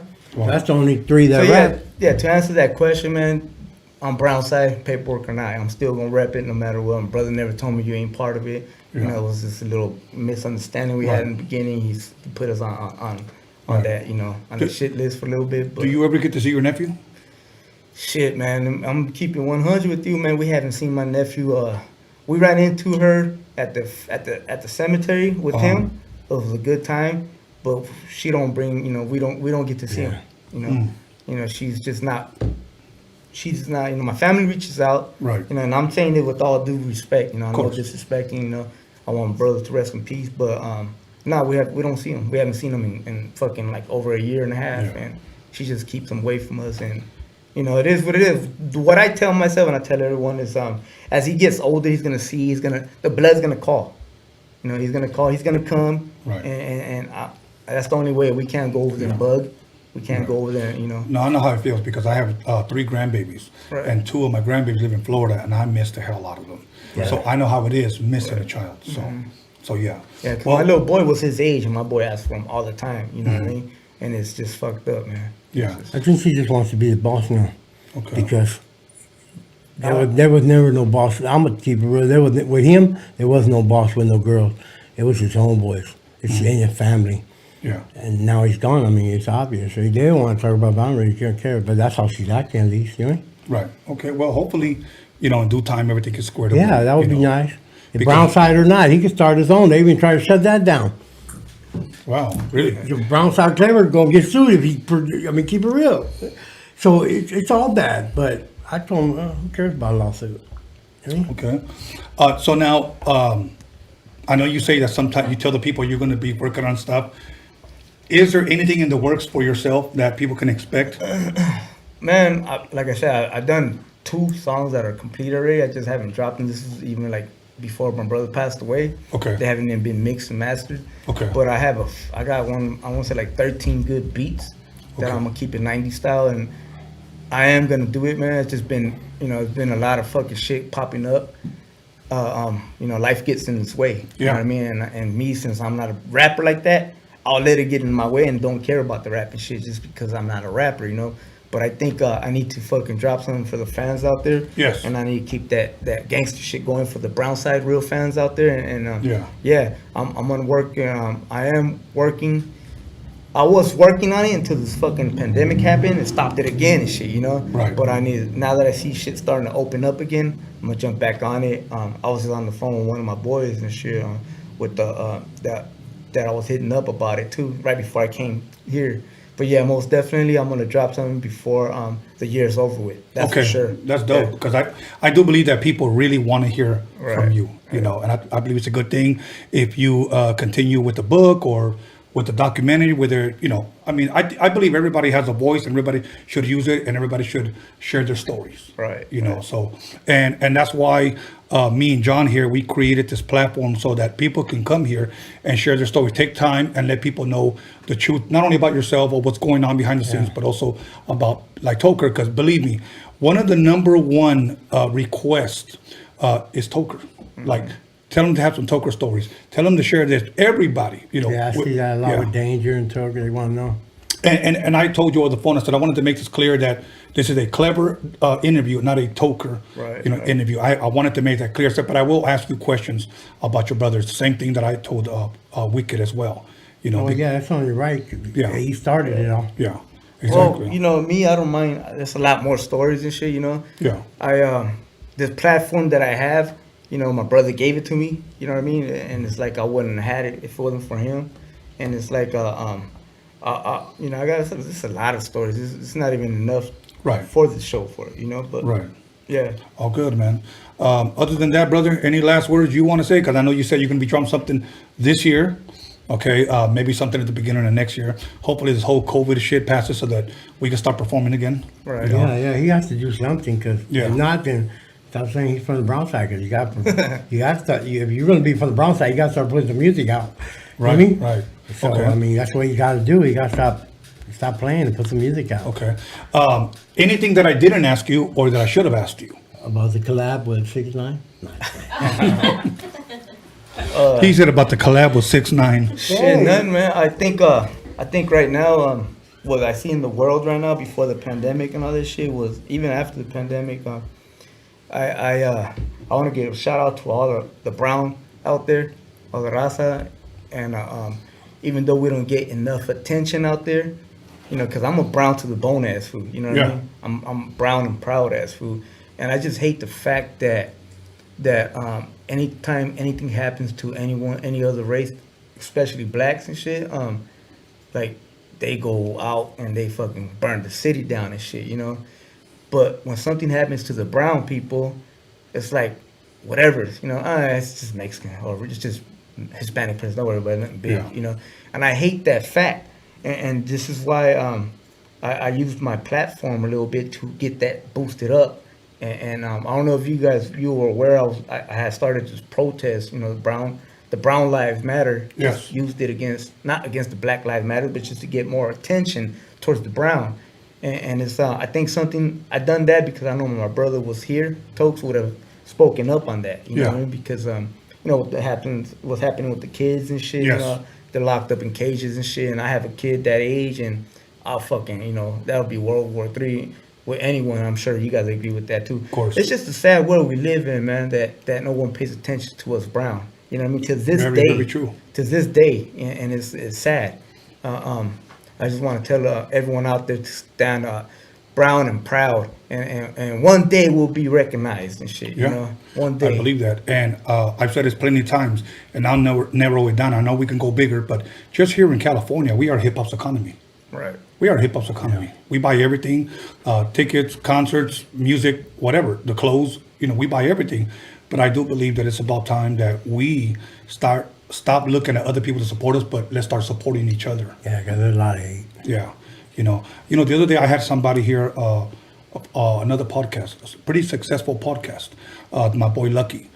And people were telling me, why are you going to help somebody else? That's what they asked me. So my thing was like, why not? Why not? You know, my mother passed away at 63 years old, okay? I'm 52. If I get to live that long, I pretty much got about 11 years left, okay? So what I'm going to do from here on out is try to help anyone surpass whatever I might have accomplished and let them go forward. Only on one condition, that you do the same for somebody else. Right. Yeah. So that's what I want to do. Yeah, So that's good. Any shout outs, brother, or anything you want to bring up before we take off? No, that's it. My kids and my grandkids, because if not, I can't go on. My wife. Okay. That's it. They be watching. They're probably watching right now. That's dope, man. Yeah. So you no more shout outs? No, man, I'm just saying, you know, shout out to everybody out Everybody there. from Brownside. Down. Awesome. But let me say this, that first of all, I want to say thank you for allowing me to interview you. It was truly been an honor and a pleasure. And whatever this platform can do to help further Brownside or whatever you do, then, you know, just let us know. All right. You know, so other than that, I don't know, was there somebody, would you say something? Or no? I thought I heard you give a shout out. Yes. All good. So, you know what, let me give a shout out to Lady Benz. Yeah, go ahead. And brother, what was your name again? Rup. Rupt. Yeah. Rupt is in the building with Lady Benz. And Lubonics and Lubone. Okay. And you know what? I had asked Lady Benz, and I'm going to ask her right now if it's okay with you guys to allow me to interview her. Yeah, for sure. Cool. We're going to set that up. Other than that, let me go ahead and give John motherfucking Elkins a shout out. This is the guy that makes everything happen. Eventually, I'm going to explain what everything happens means, and you'll understand. But so thank John motherfucking Elkins. He's actually the wizard behind all of this shit. Okay, And I'm going to give a shout out to my Lakers because they won today. And I want to give a shout out to my Cowboys because they pulled it out today. An amazing comeback. So, other than that, my son B. Scanless. Let me go ahead and give a shout out to my boy DG Media Clips, Alex Cervantes. And what was your other boy's name, brother? Lou Bone. Lou Bone. Yeah, Lou Bone. Okay, Lou Bone. Much love, much respect. Everybody, Brownside, stand up. Much love, much respect. Everybody, once again, this month, Slow Pain, we're going to honor him here. So if you have any pictures, send them to roadiumradio@gmail.com. And we're going to make a slideshow playing his music, honoring our brother who has passed away. May he rest in peace. And other than that, I'll leave you with Freaky Tales. Make sure you guys subscribe to Freaky Tales podcast. See you guys Wednesday with another special guest. Much love, much respect. God bless, and we'll see you guys later.